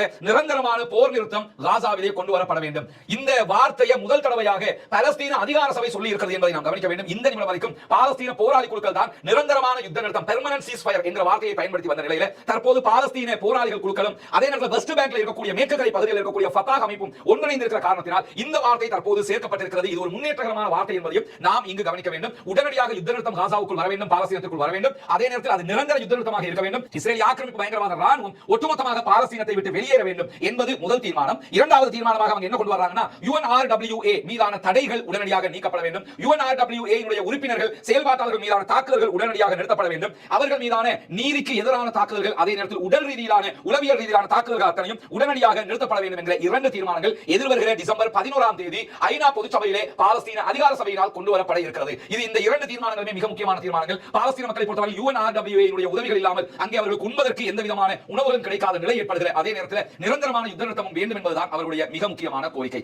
இப்படியான நிலையில தான் நியூயார்க்கில் இருக்கக்கூடிய முன்னாள் இஸ்ரேலிய பாதுகாப்பு அமைச்சர் யோ கேலண்டினுடைய சொந்த ஹோட்டல் இன்றைக்கு சுத்தி வளைக்கப்பட்டிருக்கிறது. குறிப்பாக 7 ஸ்டார் ஹோட்டல் அது. அந்த ஹோட்டலை நியூயார்க்கில் இருக்கக்கூடிய பாலஸ்தீன ஆதரவாளர்கள் சுற்றி வளைத்து ஆர்ப்பாட்டம் நடத்தி வருகிறார்கள். போராட்டக்காரர்கள் யோ கேலண்டினுடைய புகைப்படத்தோடு இவர் ஒரு போர் குற்றவாளி என்கிற மாபெரும் முழக்கங்களோடு இன்றைக்கு அவருடைய அலுவலகத்தையும் அவருடைய ஹோட்டலையும் சுற்றி வைத்திருக்கிறார்கள் என்ற செய்திகளை அமெரிக்க ஊடகங்கள் தலைப்புச் செய்தியாக வெளியிட்டிருப்பதையும் நாம் இன்றைக்கு கவனிக்க முடியும். எந்த நாட்டுக்கு போனாலும் இவர்கள் யார் என்பதை பொதுமக்கள் அடையாளம் காட்டிக் கொண்டிருக்கிறார்கள் என்பதை இந்த செய்தியிலிருந்து நாம் புரிந்து கொள்கிற அதே நேரத்தில் என்ன நடக்கிறது காசாவில், பாலஸ்தீன போராளிகள் என்ன செய்கிறார்கள், பாலஸ்தீன போராளிகளுடைய தாக்குதலுடைய அளவுகள் எப்படி இருக்கிறது என்கிற ஒரு செய்தி இன்றைக்கு மிக முக்கியமாக வெளியாகி இருக்கிறது. குறிப்பாக இன்றைய தினம் வெளியாகி இருக்கக்கூடிய அல் ஜசீராவினுடைய ஒரு பெட்டக ஆய்விலே அவர்கள் தெரிவித்திருக்கக்கூடிய ஒரு முக்கியமான செய்தி என்னன்னு கேட்டா, ரஃபா பகுதிகளிலும் காசாவினுடைய சென்ட்ரல் காசா பகுதிகளிலும் ஜபாலியா பகுதிகளிலும் உச்சகட்டமாக போராடி கொண்டிருக்கிறார்கள் பாலஸ்தீன விடுதலை அமைப்பை சேர்ந்தவர்கள். இதே நேரத்தில் பைத்துலாகியா பகுதிகளில் ஒரு சோர்வான நிலையில மந்தமான நிலையில் தான் போராட்டங்கள் தாக்குதல்கள் நடைபெற்று வருகிறது என்கிற செய்திகளை இன்றைக்கு அல் ஜசீராவினுடைய ஆய்வு செய்தியாக அவர்கள் வெளியிட்டிருக்கிறார்கள். இந்த இடத்துல பைத்துலாகியா பகுதிகளுடைய தாக்குதல்கள் மந்தகதியில் நடக்கிறது என்கிறது அல் ஜசீரா. ஆனால் மேலே நம்ம சொல்லிருக்கக்கூடிய ரஃபா பகுதிகளில் உச்சகட்ட தாக்குதல்கள் நடைபெறுகிற அதே நேரத்தில்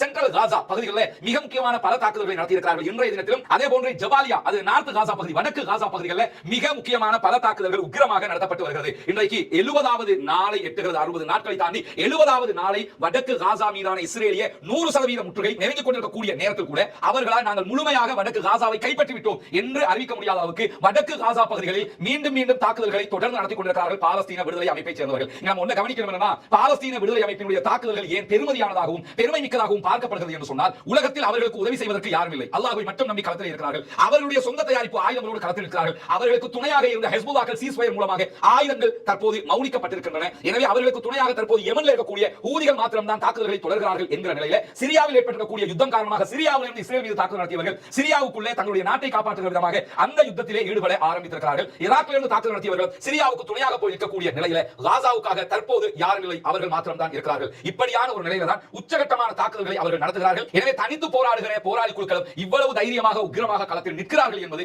மிகவும் வரவேற்புக்குரியதாகத்தான் பார்க்கப்படுகிறது. அதாவது நம்ம சாப்பிடுகிற பொருட்கள் காசாவுல என்ன விலைக்கு விற்கப்படுகிறது, காசாவுல அந்த பொருட்களை வாங்குவதற்கு அவர்களிடத்தில் கரன்சி இல்லை. அதே நேரத்தில் டிஜிட்டல் கரன்சி தான் இருப்பவர்கள் ஓரளவுக்கு பயன்படுத்துகிறார்கள். அதை பயன்படுத்தி வாங்குவதற்கும் பொருட்கள் இல்லை. இருக்கிற பொருட்கள் மலையளவு விலை உயர்வில் காணப்படுவதால் அவர்களால் அதை தாங்க முடியாமல் ஏற்றுக்கொள்ள முடியாமல் இருக்கிறது. இன்றைக்கு அல் ஜசீரா காசாவில் இருக்கக்கூடிய மிக முக்கியமான சில பொருட்களுடைய விலைகளை வெளியிட்டிருக்கிறார்கள். அந்த விலைகளை பார்க்கும்போது நாம் வாழ்கிற பகுதிகளோடு இதை ஒப்பிட்டு கூட பார்க்க முடியாத நிலையை நீங்கள் அவதானிக்க முடியும். முதலாவதாக நீங்க பாத்தீங்கன்னா, அதாவது முட்டை ஒரு கார்ட்டூன். இந்த கார்ட்டூன்ல கிட்டத்தட்ட 10 முட்டைகள் இருக்கிறது. இந்த 10 முட்டைகளை கொண்ட கார்ட்டூன் ஆரம்பமாக காசாவில் இந்த யுத்தத்துக்கு முன்பதாக வெறும் $3.50 தான், US டாலர்கள் தான் கணக்கு போட்டுருக்காங்க, வெறும் $3.50 விற்கப்பட்டது. $3.50 என்பது நம்முடைய நாட்டில் தற்போது இலங்கையுடைய கணக்கு பிரகாரம் $1050 வரும். இந்தியாவில் அதுக்கு ஏற்ற மாதிரி நீங்க கணக்கு போட்டு பார்த்துக்கலாம். அந்த மாதிரி நீங்க பாத்தீங்கன்னு சொன்னா வெறும் $3.50 விற்கப்பட்டது. தற்போது சவுத் காசாவுல, தெற்கு காசாவுல $32 விற்கப்படுகிறது. 10 மடங்கு அதிகமாக விற்கப்படுகிறது. $32 என்று சொன்னால் கிட்டத்தட்ட $9600 சவுத் காசாவுல விற்கப்படுகிறது. அதே நேரத்தில் நார்த் காசாவை நீங்க எடுத்துக்கிட்டீங்கன்னா $73 அங்கே விற்கப்படுகிறது. $73 என்றால் கிட்டத்தட்ட $21900, $22,000 அங்கலவாக நீங்க வச்சிருக்கலாம். ஒரு 10 முட்டைகள் $22,000 கொடுத்து தான் வாங்க வேண்டும். பணத்திற்கு வாங்குவதாக இருந்தால் சில பொழுதுகளில் அதுவும் கிடைப்பதில்லை என்று சொல்கிறார்கள். இப்படியான ஒரு வாழ்க்கை முறையை எந்த நாட்டிலுமே பார்க்க முடியாது. அதே நேரத்தில் அடுத்ததாக நீங்க பார்க்கலாம், அங்க இருக்கக்கூடிய இன்னும் சில பொருட்களுடைய விலை எப்படி இருக்கிறது. தக்காளி பழம் இருக்கிறது. தக்காளி பழம் கிட்டத்தட்ட 1 கிலோ $150 அதிகமாக விற்பனை செய்யப்படுகிறது. $150 என்று சொல்லி சொன்னா இலங்கையுடைய பணத்தில் சுமார் $45,000 விற்கப்படுகிறது. 1 கிலோ தக்காளி பழம் $45,000 என்பதை ஜீரணிக்க முடிகிறதா என்று யோசித்து பாருங்கள். அதே போன்று வெள்ளரிக்காய் நீங்க எடுத்துக்கிட்டீங்கன்னா அதுவும் 1 கிலோகிராம் $150 மேலே விற்கப்படுகிறது. அப்படி என்றால் அதுவும் $45,000 ஆகிறது இலங்கை பணத்திலே. கத்தரிக்காய் 1 கிலோ நீங்க பார்க்கலாம், கத்தரிக்காய் 1 கிலோ கிட்டத்தட்ட $15 விற்கப்படுகிறது. $15 என்றால் சுமார் $4,500. இது $4,500, இது $45,000, இது $45,000. இதுதான் காசாவுல தற்போதைய விற்பனை விலையாக இருக்கிறது. இதற்கு பொருட்களும் இல்லை, வாங்குவதற்கு பணமும் இல்லாத நிலை இருக்கிறது. அதே நேரத்தில் 25 கிலோகிராம் கொண்ட ஒரு மாவு பேக், இந்த 25 கிலோகிராம் கொண்ட ஒரு மாவு, கோதுமை மாவு காசாவுடைய வார் ஸ்டார்ட் ஆகிறதுக்கு முன்பதாக $9 விற்கப்பட்டது. அதாவது இலங்கை பணத்தில் $2,700 விற்கப்பட்டது. யுத்தத்திற்கு பிறகு இப்பொழுது $1,000 25 கிலோ கொண்ட ஒரு மாவு பேக் விற்கப்படுகிறது. $1,000 என்று சொன்னால் சுமார் 3 லட்சங்கள் ஆகிறது என்பதை கவனித்துக் கொள்ளுங்கள். 25 கிலோகிராம் கொண்ட ஒரு மாவு பேக் 3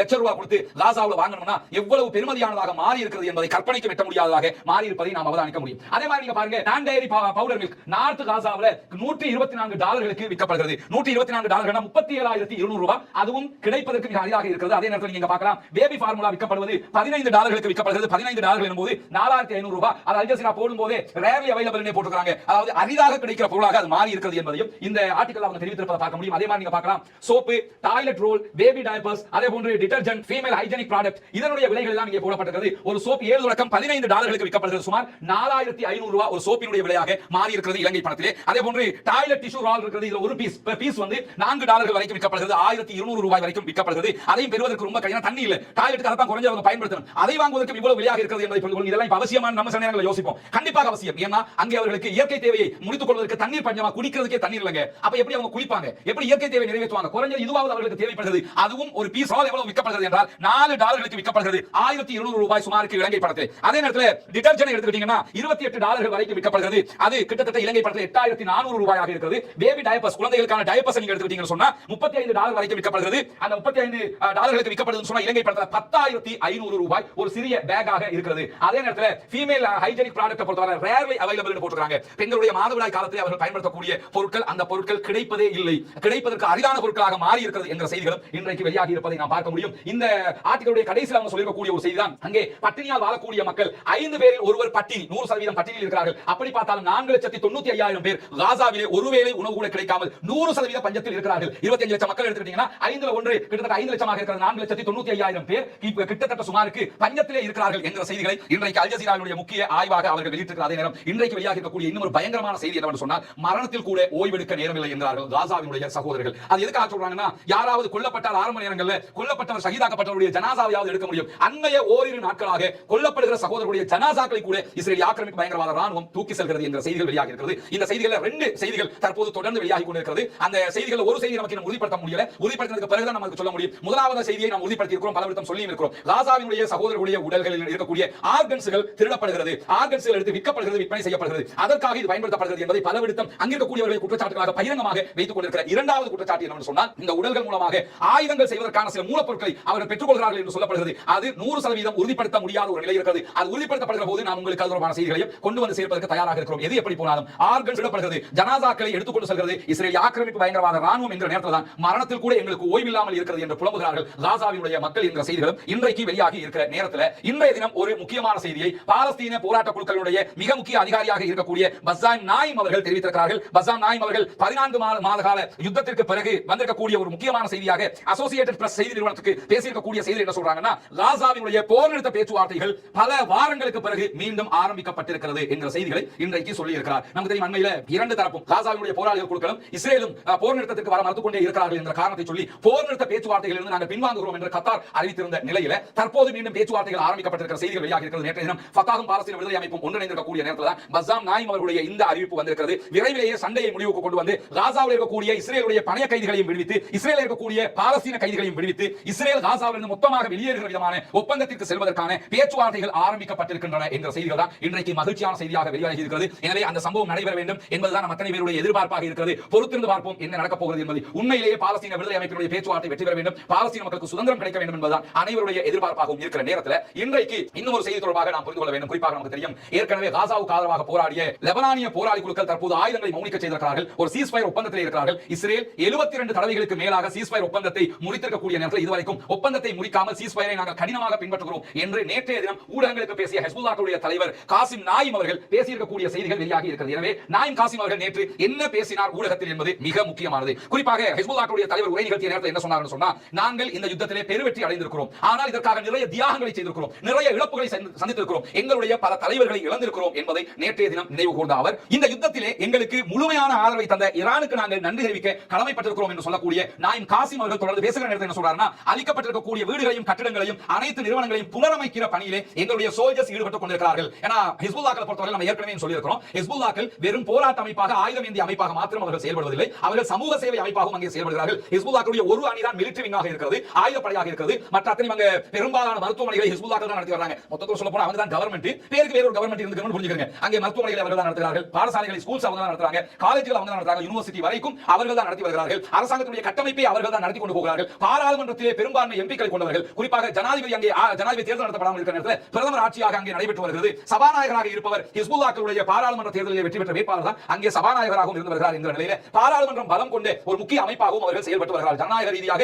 பாராளுமன்றத்திலே பலத்தை பெற்றிருக்கிறவர்கள், ஆயுத ரீதியாக இஸ்ரேலுக்கு எதிராக போராடி வருகிற நேரத்தில் தான் நாங்கள் நாங்கள் புனரமைப்பு பணிகளில் எங்களுடைய சோல்ஜர்ஸ் ஈடுபட ஆரம்பித்திருக்கிறார்கள் என்ற செய்திகளையும் அவர்கள் வெளியிட்டிருக்கிற அதே நேரத்தில் போர் நிறுத்த உடன்படிக்கை ஐநாவினுடைய தீர்மானம் 1701 ஆதரிப்பதில் நாங்கள் உறுதியாக இருக்கிறோம். எனவே அதை மீற செய்து விடாதீர்கள் என்ற செய்திகளையும் இன்றைக்கு நாயிம் காசிம் அவர்கள் ஆற்றிய உரையை தெரிவித்திருக்கிற அதே நேரத்தில் மிக முக்கியமான ஒரு அறிவிப்பை அவர் விடுத்திருக்கிறார். நம்ம நேற்றைய வீடியோவில் சொல்லியிருந்தோம், நாயிம் காசிம் பேச இருக்கிறார். சிரியா பற்றி அவர் என்ன சொல்ல இருக்கிறார் என்பதை கவனிப்போம். பெரும்பாலும் அவர் சிரியாவை தாங்கள் ஆதரிப்போம் என்ற வார்த்தையை சொல்ல வாய்ப்பு இருக்கிறது என்று சொல்லியிருந்த நேரத்தில் இன்றைய தினம் அவர் பேசிய உரையில் என்ன தெளிவாக சொல்லியிருக்கிறார்? சிரியாவை ஆக்கிரமிக்க முனைகிற ஆக்கிரமிப்பாளர்கள் கிளர்ச்சியாளர்களுக்கு எதிராக சிரியாவின் பக்கம் ஹிஸ்புல்லாக்கள் என்றைக்கும் நிற்பார்கள் என்பதை வெளிப்படையாகவே நாயிம் காசிம் அவர்கள் அறிவித்திருக்கிறார்கள். எனவே இந்த அறிவிப்பு என்பது சிரியாவினுடைய உள்நாட்டு போர்ல ஒரு முக்கியமான மாற்றத்தை கொண்டு வருகிற அதே நேரம் காசாவிலையும் ஒரு பெரிய மாற்றத்தை கொண்டு வரும் என்பதிலே எவ்விதமான சந்தேகமும் கிடையாது. ஏன்னா இப்ப இவர் அறிவித்திருக்கிற அறிவிப்பை பொறுத்தவரை தொடர்ந்து சம்பந்தமாக பேசுகிறவர் லெபனான்ல ஹிஸ்புல்லாக்களுடைய வெற்றியை பாராட்டி இருக்கிற அதே நேரத்தில் சிரியாவிலே எங்களுடைய படைகளுடைய வெற்றிகளையும் பார்ப்பீர்கள் என்கிற வார்த்தைகள் இன்றைக்கு சொல்லப்பட்டிருப்பதை நாம் அவதானிக்க முடியும். அமெரிக்கா ஆதரவோடு இயங்கக்கூடிய தக்வீரி அமைப்புக்கு எதிராக களம் காண வேண்டும், அவர்கள் தோற்கடிக்கப்பட வேண்டும், தொடர்ந்து நாங்கள் சிரியாவை ஆதரிப்போம் என்கிற வார்த்தையிலே அவர் இதையும் சேர்த்து சொல்லியிருக்கிறார். அதாவது அங்கே இருக்கக்கூடிய அனைத்து இயக்கங்களையும் ஒன்றிணைத்து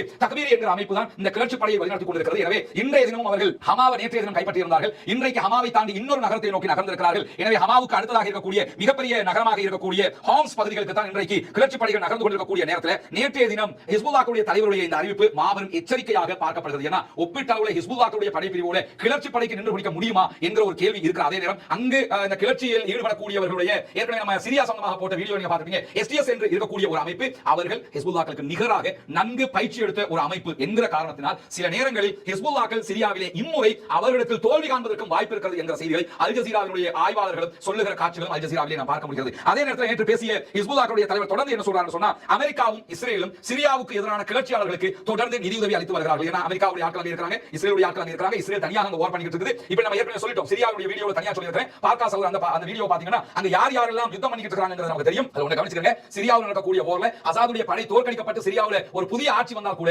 நாட்டுக்குள் நிரந்தரமான ஆட்சி இருப்பதற்கான வாய்ப்புகள் மிக மிக குறைவு. ஏன்னா அங்க 5 அமைப்புகள் சேர்ந்து தக்வீரி அமைப்பாக ஒரு அமைப்பாக போராடுகிற அதே நேரத்தில் ஆல்ரெடி ஐஎஸ்ஐஎஸ் பயங்கரவாதிகள் அதற்குள் இருக்கிறார்கள். அவங்க கிளர்ச்சியாளர்களாக நாட்டை கைப்பற்றினால் கூட ஆட்சி எப்படி பயணிக்க போகிறது, குர்துகள் அவர்களுடைய பகுதிகள் இப்ப ஈராக்குள்ள எப்படி இருக்குன்னா 2 கவர்மெண்ட் இருக்கு. நம்ம ஈராக்கில் பார்த்துட்டு இருக்கோம். ஈராக்ல ஒரு கவர்மெண்ட் இருக்காங்க, குர்திஷ் பகுதிகளில் தனியாக நாங்கள் அதுக்கு பிரதமர் சொல்லிட்டு அவன் ஒரு குரூப் நின்னுட்டு இருக்கான். இந்த மாதிரி ஈராக்குள்ளேயே இரட்டை கவர்மெண்ட் இருக்குது, லிபியாவுக்குள்ள 2 அரசாங்கங்கள் இருக்குது. இப்படி நாடு துண்டாடப்படுகிற ஒரு நிலை வருவதற்கான நிறைய வாய்ப்புகள் இருக்கிற நேரத்தில் தான் இந்த தக்வீரி அமைப்புக்கு எதிராக 2011 ஹிஸ்புல்லாஹ்கள் சென்று தாக்குதல்களை நடத்தி இருக்கிறார்கள் என்கிற நிலையில நேற்றைய தினம் பேசிய ஹிஸ்புல்லாஹ்வுடைய தலைவர் காசாவில் இஸ்ரேல் தோல்வி கண்டிருக்கிறது, அதே போன்று லெபனான் மீதான ஆக்கிரமிப்பிலும் அவர்கள் தோல்வி கண்டிருக்கிறார்கள். ஏற்கனவே சிரியாவை கட்டுப்படுத்த முனைந்து 2011 தோல்வி கண்டவர்கள் தற்போது இந்த யுத்தத்தை திசை திருப்பி இருக்கிறார்கள் என்ற செய்திகளையும் நேற்று நம்ம இவ்வளவு நாளா என்ன சொன்னோமோ அதை ஹிஸ்புல்லாஹ்வுடைய தலைவர் வெளிப்படையாக நேற்று சொல்லியிருக்கிறார். சிரியாவுல இந்த யுத்தம் உருவாக்கப்பட்டிருப்பது என்பது காசாவினுடைய செயல்பாடுகள் திசை திருப்பப்பட்டிருக்கிறது என்பதையும் அவர் வெளிப்படையாக சொல்லியிருக்கிற அதே நேரத்தில் ஹிஸ்புல்லாஹ்வாகிய நாங்கள் இஸ்ரேலுடைய இந்த நடவடிக்கைகளை முடிந்த வரையில் முறையடிப்பதில் சிரியாவுக்கு உதவியாக பக்கபலமாக இருப்போம் என்பதையும் வலியுறுத்தி இருக்கிறார். அதே நேரத்தில் அரபு உலக நாடுகளை பற்றி பேசுகிற நேரத்தில் என்ன சொல்றாருன்னு கேட்டா காசா மீதான இஸ்ரேலுடைய தாக்குதல்கள் இப்போது சிரியா பக்கம் தாக்குதல்களை திருப்பி இருக்கிறார்கள். இப்படி எல்லாவற்றையும் பார்த்துக் கொண்டு மௌனம் காத்துக் கொண்டிருக்கக்கூடிய அரபுலக ஆட்சியாளர்களை விழித்து பேசுகிற நேரத்தில் காசிம் நாயிம் அவர்கள் பேசும்போது என்ன சொல்றாருன்னா இஸ்ரேலுக்கான ஒவ்வொரு லாபமும் உங்களுக்கான இழப்பு என்பதை புரிந்து கொள்ளுங்கள்.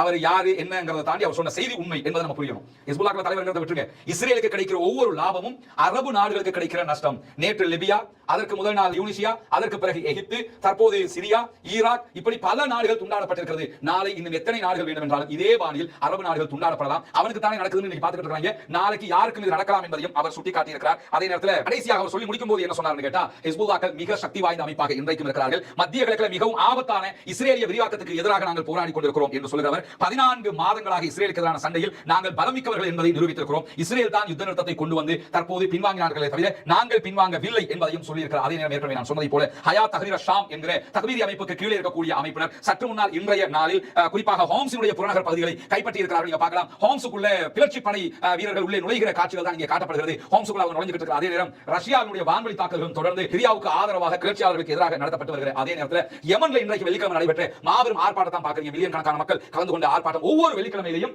யமன்ல எல்லா நகரங்களிலேயும் இன்றைக்கு 14 மாதங்களாக இந்த ஆர்ப்பாட்டங்கள் நடைபெற்று வருகிறது. மஸ்ட் ஜும்மா தொழுகை முடிச்சா ஆர்ப்பாட்டத்தை அவங்க கலந்து கொள்வாங்க. அந்த மாதிரி யமன் தொடர்ந்து ஆர்ப்பாட்டங்களை நடத்தி வருகிறது. அதே நேரம் சற்று முன்னால் அமெரிக்க பிரித்தானிய கடற்படை வெளியிட்டிருக்கக்கூடிய அறிவிப்பு என்ன சொல்லியிருக்காங்கன்னா யமனுடைய ஹுதைதா துறைமுகத்தில் இருந்து 105 கடல் மைல் தொலைவில், அதாவது 194 கிலோமீட்டர் தொலைவில் இருக்கக்கூடிய பாபல் மந்தப் ஜலசந்திக்கு அருகாமையில் ஒரு கப்பல் மீது தாக்குதல் நடத்தப்பட்டிருக்கிறது. ஹூதிகளினால் தாக்குதல் நடத்தப்பட்டிருக்கிறது. அதே நேரத்தில் கப்பலுடைய கண்ட்ரோல் எங்களை மீறி சென்றிருக்கிறது. கப்பல் இப்பொழுது எங்கே இருக்கிறது, எந்த இடத்தில் இருக்கிறது, கப்பலுக்கு என்ன நடக்கிறது என்பது தெரியவில்லை, எங்களுடைய கண்ட்ரோல்ல கப்பல் இல்லை என்று அறிவித்திருக்கிற அதே நேரம் பாலஸ்தீனத்துக்கு ஆதரவாக போராடக்கூடிய ஹூதிகள் இந்த கப்பல் மீதான தாக்குதல்களை அவர்கள் தான் நடத்தியிருப்பார்கள் என்பதில் சந்தேகமில்லை. ஆனால் இதுவரைக்கும் அவர்கள் நாங்கள் நடத்தியிருக்கிறோம் என்று அறிவிக்கவில்லை. விரைவில் அறிவிப்பதற்கான வாய்ப்பு இருக்கிறது. சில நாட்களுக்கு பிறகு மீண்டும் ஒரு கப்பலை மூழ்கடித்து முடிவெடுத்திருக்கிறார்கள் என்பதை நாம் இந்த இடத்திலே புரிந்து கொள்ள வேண்டும். 428வது நாளாகவும் காசாவிலும் காசாவையொட்டிய பாலஸ்தீன நிலப்பரப்பிலும் அதையொட்டி மத்திய கிழக்கு முழுவதும் என்னவெல்லாம் நடக்கிறது என்கிற மிக முக்கியமான செய்திகளை தான் இன்றைய அப்டேட்டிலும் நாம் பார்க்க இருக்கிறோம். நமக்கெல்லாம் தெரியும், தொடர்ந்து 428வது நாளாகவும் காசாவிலே இஸ்ரேலிய ஆக்கிரமிப்பு பயங்கரவாத ராணுவம் வான்வழி தாக்குதல்களை உக்கிரமாக நடத்தி வருகிறது. இன்றைக்கும் கமால் அத்வான் மருத்துவமனை உள்ளிட்ட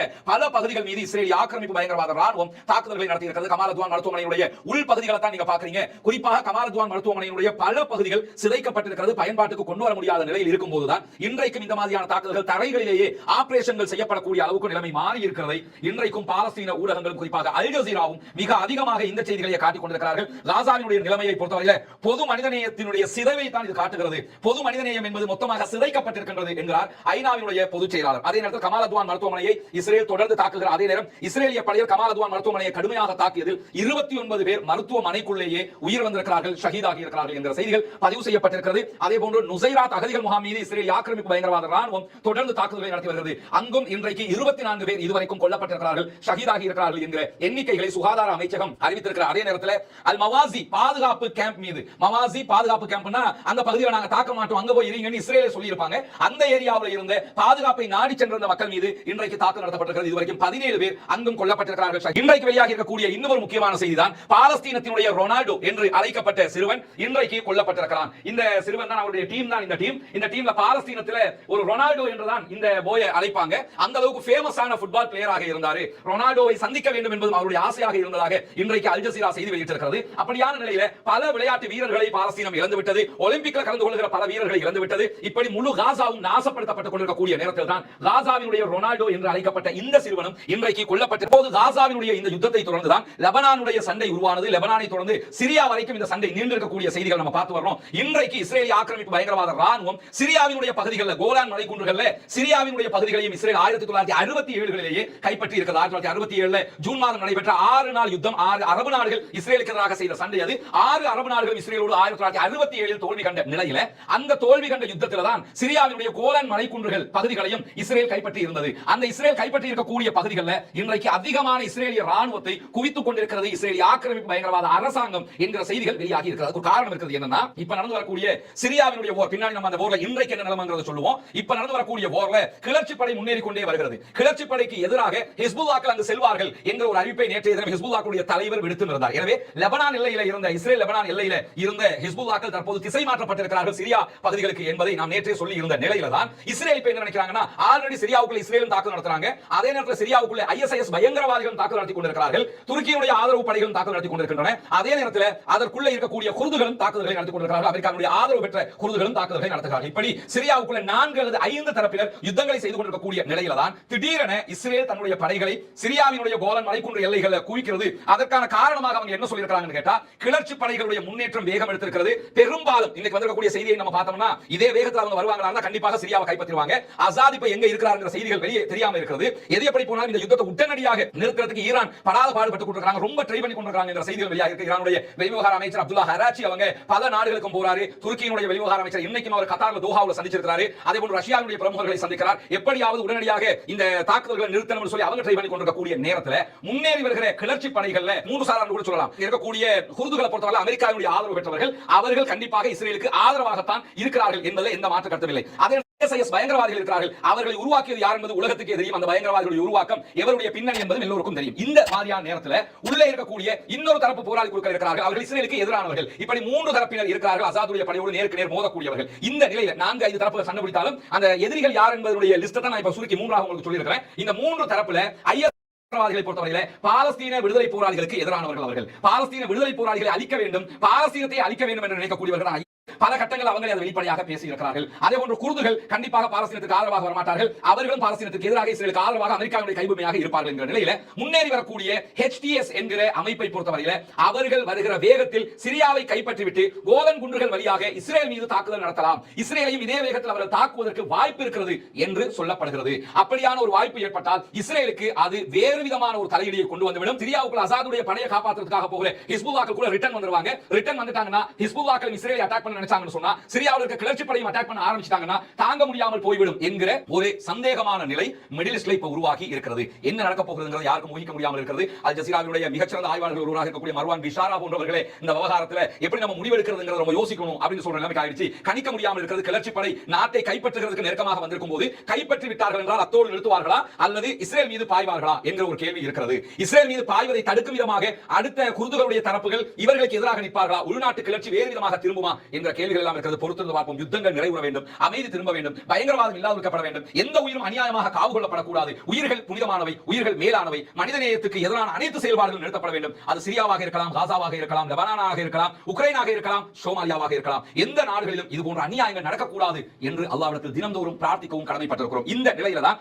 இன்றைக்கு பாலஸ்தீன விடுதலை அமைப்பினுடைய முக்கியஸ்தர்களை துருக்கியுடைய வெளிவிவகார அமைச்சர் கத்தாரிலே நேரடியாக சந்தித்து பேசியிருக்கிறார். தோஹா கத்தாரிலே நடைபெற்ற சந்திப்புல துருக்கியுடைய வெளியுறவு மந்திரியாக இருக்கக்கூடிய ஹக்கன் பிதான் அவர்கள் பாலஸ்தீன விடுதலை அமைப்பினுடைய சூரா கவுன்சில் தலைவராக செயல்பட்டு வரக்கூடிய முகமது இஸ்மாயில் டர்விஷ் அவர்களை சந்தித்திருக்கிறார். பாலஸ்தீன விடுதலை அமைப்பு தற்போது அவருடைய பாலஸ்தீன விடுதலை அமைப்புக்கு தலைவர் என்ற ஒருவரை நியமிக்காமல் சூரா கவுன்சிலுக்கு ஒரு தலைவரை நியமித்திருக்கிறார்கள். தற்போதைய தலைவராக செயல்பட்டு வரக்கூடியவர்கள் தான் முகமது இஸ்மாயில் டர்விஷ் அவர்கள் தான் செயல்பட்டு வருகிறார். அவரை இன்றைக்கு கத்தார் தலைநகர் தோஹாவிலே சந்தித்து பேசியிருக்கிறார். இருதரப்பு பேச்சுவார்த்தையிலேயும் எப்படியாவது ஒரு சமாதான உடன்படிக்கை கொண்டு வருவதற்கு முயற்சிகளை நாங்கள் செய்து கொண்டிருக்கிறோம் என்ற செய்திகளை இன்றைக்கு துருக்கியும் சொல்லியிருக்கிறார்கள். பொறுத்திருந்து பார்ப்போம் என்ன நடக்கப் போகிறது என்பதை. இந்த நிலையில தான் இன்றைக்கு ஒரு முக்கியமான நிகழ்வு கத்தாரிலே நடைபெற்று வருகிறது. கத்தாரில் 2 நாட்கள் 7ஆம் தேதியும் 8ஆம் தேதியும் தோஹா போரம் என்கிற நிகழ்வு நடைபெற்று வருகிறது. பல நாட்டினுடைய முக்கியஸ்தர்கள் பங்கெடுத்திருப்பதை நீங்க பார்க்க முடியும். குறிப்பாக துருக்கியினுடைய வெளிவிவகார அமைச்சர் இருக்கிறார், அதே போல ரஷ்யாவினுடைய வெளிவிவகார அமைச்சர் இருக்கிறார், இங்கே ஈரானுடைய வெளிவிவகார அமைச்சர் இருக்கிறார், அதே நேரத்தில் துருக்கியினுடைய அதிபருடைய மனைவி அவர்களும் இந்த தோஹா போரத்திலே கலந்து கொண்டு இன்றைக்கு உரையாற்றி இருக்கக்கூடிய நேரத்தில் தான் இன்றைக்கு இந்த தோஹா போரத்திலே பல முக்கியமான பேச்சுக்கள் இடம்பெற்றிருக்கின்றன. குறிப்பாக கத்தாருடைய பிரதமர் 22வது தோஹா மன்றத்தில் பேசுகிற நேரத்தில்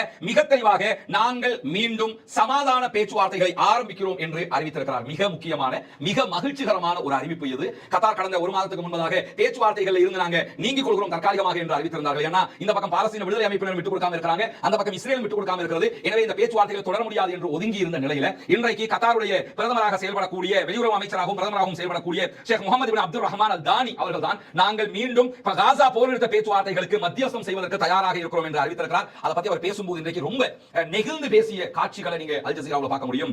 குறிப்பாக அவர் பேசும்போது சொன்ன ஒரு முக்கியமான பேச்சு தான், எங்களுடைய கண்ணுக்கு முன்னால் காசாவிலே இன அழிப்பு நடைபெற்றுக் கொண்டிருக்கிறது, பாலஸ்தீன மக்கள் மொத்தமாக அழிக்கப்பட்டுக் கொண்டிருக்கிறார்கள், எனவே இப்படியே கடந்து போக முடியாது, இந்த யுத்தத்தை நாம் நிறுத்த வேண்டும் என்று சொல்லி இன்றைக்கு பிரதமர் பேசியிருந்தார். அது மட்டுமல்லாமல் ட்ரம்ப் ஜனவரி மாதம் 20ஆம் தேதி அமெரிக்காவுடைய ஜனாதிபதியாக பொறுப்பேற்றிருக்கிறார். அதற்கு முன்பதாகவே ட்ரம்பினுடைய பிரமுகர்கள் எங்களை வந்து சந்தித்தார்கள். அவர்களோடு நாங்கள் பேசியிருக்கிறோம். ஜனாதிபதியாக ட்ரம்ப் பதவியேற்பதற்கு முன்பதாகவே உடனடியாக காசாவிலே ஒரு போர் நிறுத்தத்தை கொண்டு வருவதற்கான முயற்சிகளை நாங்கள் செய்து கொண்டிருக்கிறோம் என்று இன்றைக்கு தோஹா போரம் நிகழ்ச்சியிலே கலந்து கொண்டிருந்த கத்தாருடைய பிரதமர் மிக வெளிப்படையாக பேசியிருக்கிறார். உண்மையிலேயே பாராட்டுக்குரியது, வரவேற்புக்குரியது. கத்தார் இந்த இடத்துக்கு வருகிற நேரத்தில் தான் இதற்கு ஒரு முடிவு கட்டுவதற்கான வாய்ப்பு இருக்குது. ஏன்னா சவுதி அரேபியா இந்த மாதிரி ஒரு நெகோசியேஷன் பண்ற இடத்துக்கு வரமாட்டாங்க, குவைத்தோ மற்ற நாடுகளோ வரமாட்டாங்க. உலக அளவுல முன்னெல்லாம் பாத்தீங்கன்னா ஒரு யுத்தத்துல சமாதானம் பேசுறது யாருன்னா நார்வே வந்திருப்பாங்க, சண்டை பிடிக்கிறது யாருன்னு கேட்டா இஸ்ரேல்காரன் வந்திருப்பான், சமாதானம் பேசுறதுனா நார்வே வந்திருப்பாங்க. இப்ப எல்லாம் சண்டை பிடிக்கிறது யாருன்னா இன்னைக்கு இஸ்ரேல்காரன் வந்திருக்கிற. அதே நேரத்தில் சமாதானம் என்று வந்துவிட்டால் கத்தார் தான் முன்னிலையில் இருக்கிறார்கள். அவர் இங்க மட்டும் சமாதானம் பேசுறாங்க, ரஷ்யாவில் சமாதான பேச்சுவார்த்தைகளை முன்னெடுக்கிறார்கள், உக்ரைனுக்கும் ரஷ்யாவுக்கும் இடையில சோமாலியாவில் சில பேச்சுவார்த்தைகளை முன்னெடுக்கிறார்கள். இப்படி பல இடங்களிலும் நெகோசியேஷன் பண்ணக்கூடிய வேலைகளை அவர்கள் செய்து வருகிற நேரத்தில் தான் இப்படியான ஒரு அறிவிப்பு வந்திருக்கிறது. உண்மையிலேயே கத்தாருடைய நடவடிக்கைகள் பாராட்டுக்குரியது, வரவேற்புக்குரியது.